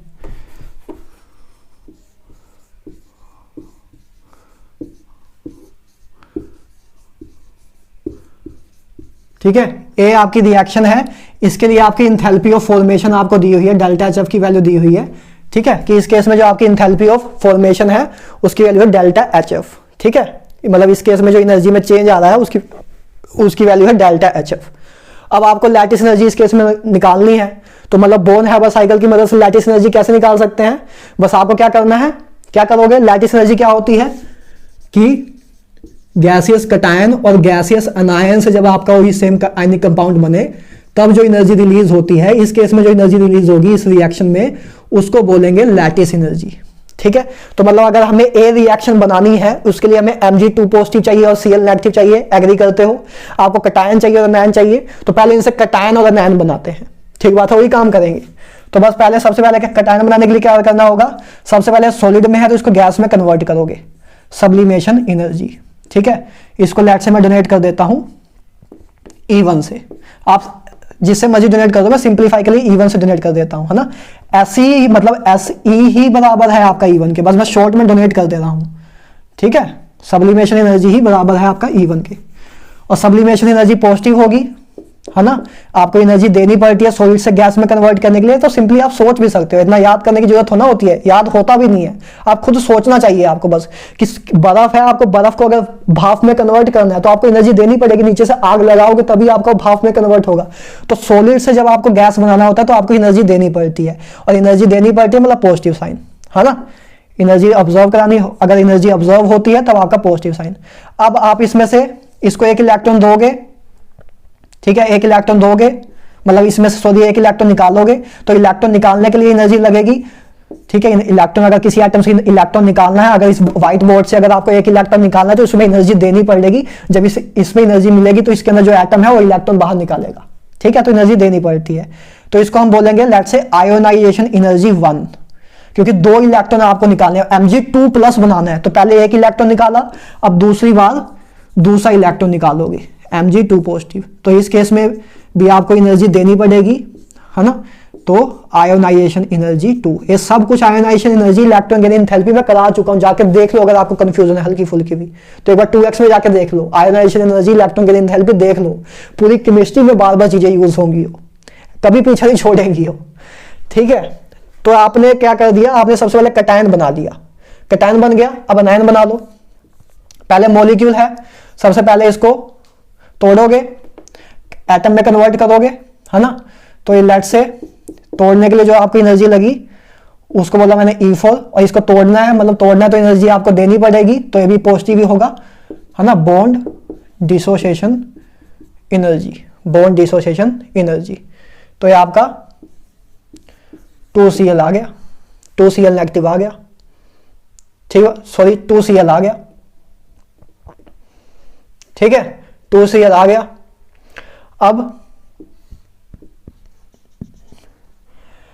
अब आपको क्या करना है, इसको एक इलेक्ट्रॉन देना है, ठीक है, बॉन्ड डिसोसिएशन एनर्जी है, एक्चुअल में आप ऐसा कर चलो ठीक है ऐसे ही रहने दो, ठीक है, अब इसको आपने एक इलेक्ट्रॉन देना है, पहले आप एक इलेक्ट्रॉन दोगे, पहले आपने इसको गैस, इसको मॉलिक्यूल को एटम में कन्वर्ट कर लिया, अब इसको एक इलेक्ट्रॉन दिया आपने, ठीक है, एक इलेक्ट्रॉन दिया, तो पहले इलेक्ट्रॉन दिया आपने, लेट्स से इस केस में एनर्जी E5 है, तो जब इलेक्ट्रॉन गेन करता है कोई एटम, तो इलेक्ट्रॉन गेन एंथैल्पी क्या होती है, पहली हमेशा नेगेटिव होती है, पहली हमेशा नेगेटिव होती है, तो ये आपकी इलेक्ट्रॉन गेन एंथैल्पी 1 थी जो कि नेगेटिव होगी। पहली बार अगर आप इलेक्ट्रॉन घुसाने की कोशिश करोगे किसी एटम में तो आपकी एनर्जी रिलीज होती है, और उसके बाद फिर आप एक इलेक्ट्रॉन और डालोगे, ठीक है, एक इलेक्ट्रॉन और डालोगे, तो MgCl2, है ना, MgCl2, तो अच्छा क्वेश्चन ये बनेगा, ऐसा करो आप MgO ले लो, वैसे Cl2 वाला थोड़ा क्वेश्चन आसान हो जाएगा, वैसे Cl2 वाला चाहो तो कर सकते हो, ठीक है, Cl2 वाला देखो ऐसे होगा, Cl2 वाले में तो कुछ था ही नहीं यार, अच्छा क्वेश्चन बनाने के चक्कर में मैंने बहुत रद्दी क्वेश्चन ले लिया, MgCl2 में तो बस आप क्या करोगे, बस एक इलेक्ट्रॉन दोगे, Cl नेगेटिव बन गया, Mg2 पॉजिटिव है, Cl नेगेटिव है। पहले मैं एक बार Cl2 का बता देता हूं, MgCl2 का, फिर आपको बताता हूं। देखो पहले चलो देख लो, अब रद्दी क्वेश्चन ले लिया तो देख लो, ठीक है। ये तो आप खुद भी कर सकते थे यार।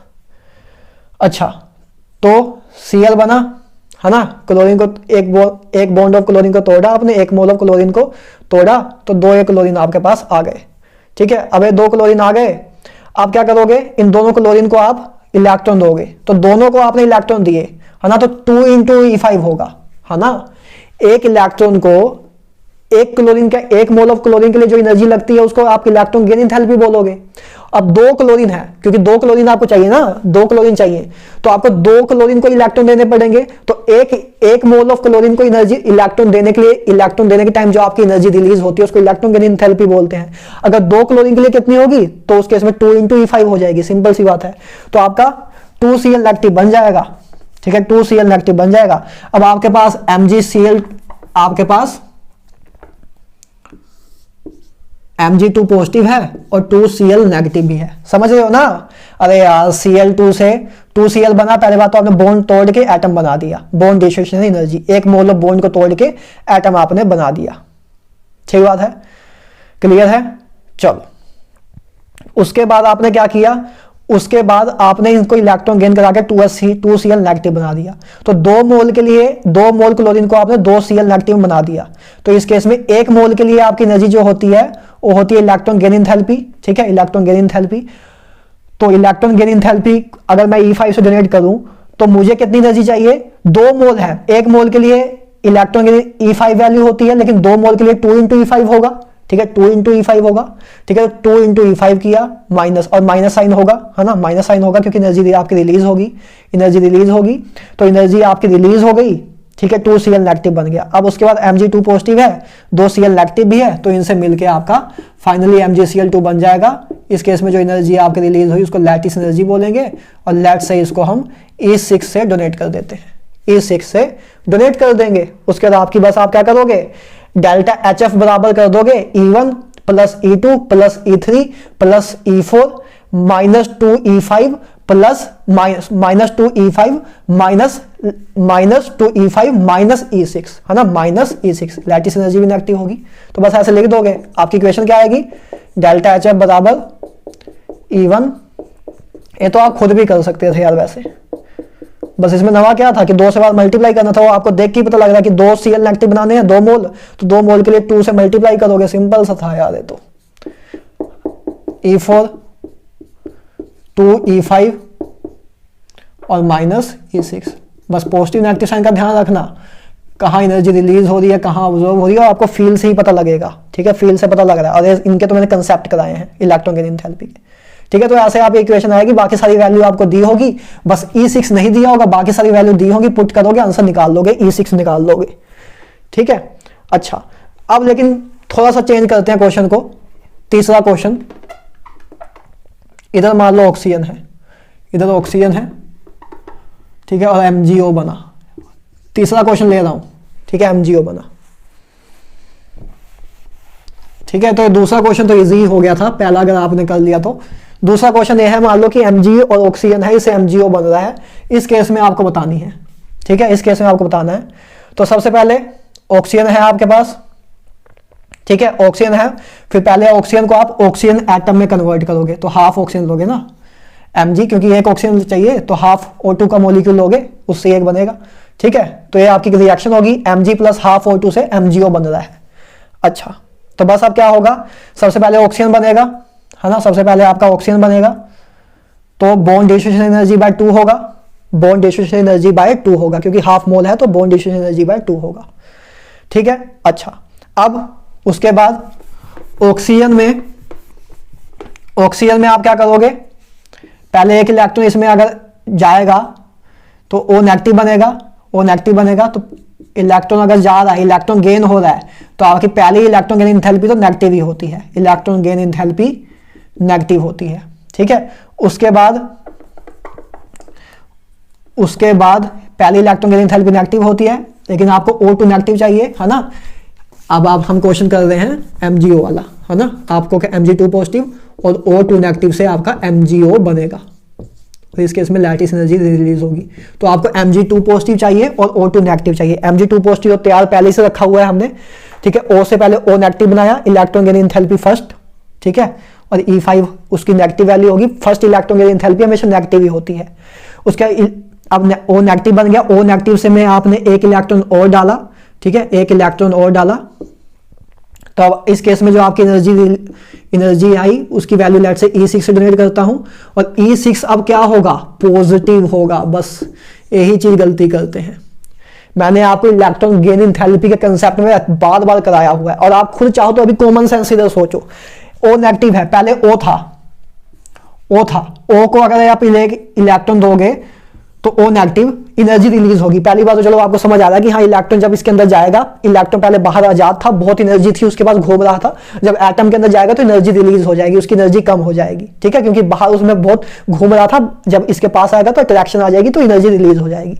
अब O नेगेटिव बन गया, अब O नेगेटिव में आप इलेक्ट्रॉन डालना चाहते हो, तो ऑक्सीजन पे पहले ही नेगेटिव चार्ज है, उसमें ही नेगेटिव चार्ज की कोई चीज डालना चाहते हो, तो क्या जाने की कोशिश करेगा, नेगेटिव नेगेटिव तो आपस में रिपेल करेंगे। तब भी आप उसमें डालना चाहते हो, तो आपको एनर्जी देनी पड़ेगी ना, कि इसको जबरदस्ती इसके अंदर ठूसना पड़ेगा। तो ठूसने के लिए आप इधर से इसको धक्का दोगे ना, एनर्जी दोगे कि जा भाई इसके अंदर, तो सेकंड इलेक्ट्रॉन गेन एंथैल्पी की वैल्यू पॉजिटिव होती है। चीज मैं करा चुका हूं इलेक्ट्रॉन गेन एंथैल्पी में। तो सेकंड इलेक्ट्रॉन गेन एंथैल्पी आपकी पॉजिटिव होती है, तो इलेक्ट्रॉन गेन एंथैल्पी 2 आपकी पॉजिटिव होती है। एक बस अच्छा क्वेश्चन इसीलिए था क्योंकि ये आपको उधर मैंने कराया था, इधर उसका यूज हो रहा है। ऐसे ही केमिस्ट्री कनेक्ट होते जाती है, इसीलिए पहले 4 चैप्टर जरूरी हैं, ठीक है। अब आपके पास Mg2 पॉजिटिव बन गया, O2 नेगेटिव भी बन गया, ठीक है। तो E5 E6 अब इसको लेट से E7 बोल देते हैं, है ना, इसको E7 बोल देते हैं। लैटिस एनर्जी तो नेगेटिव ही रहेगी अभी भी, ठीक है।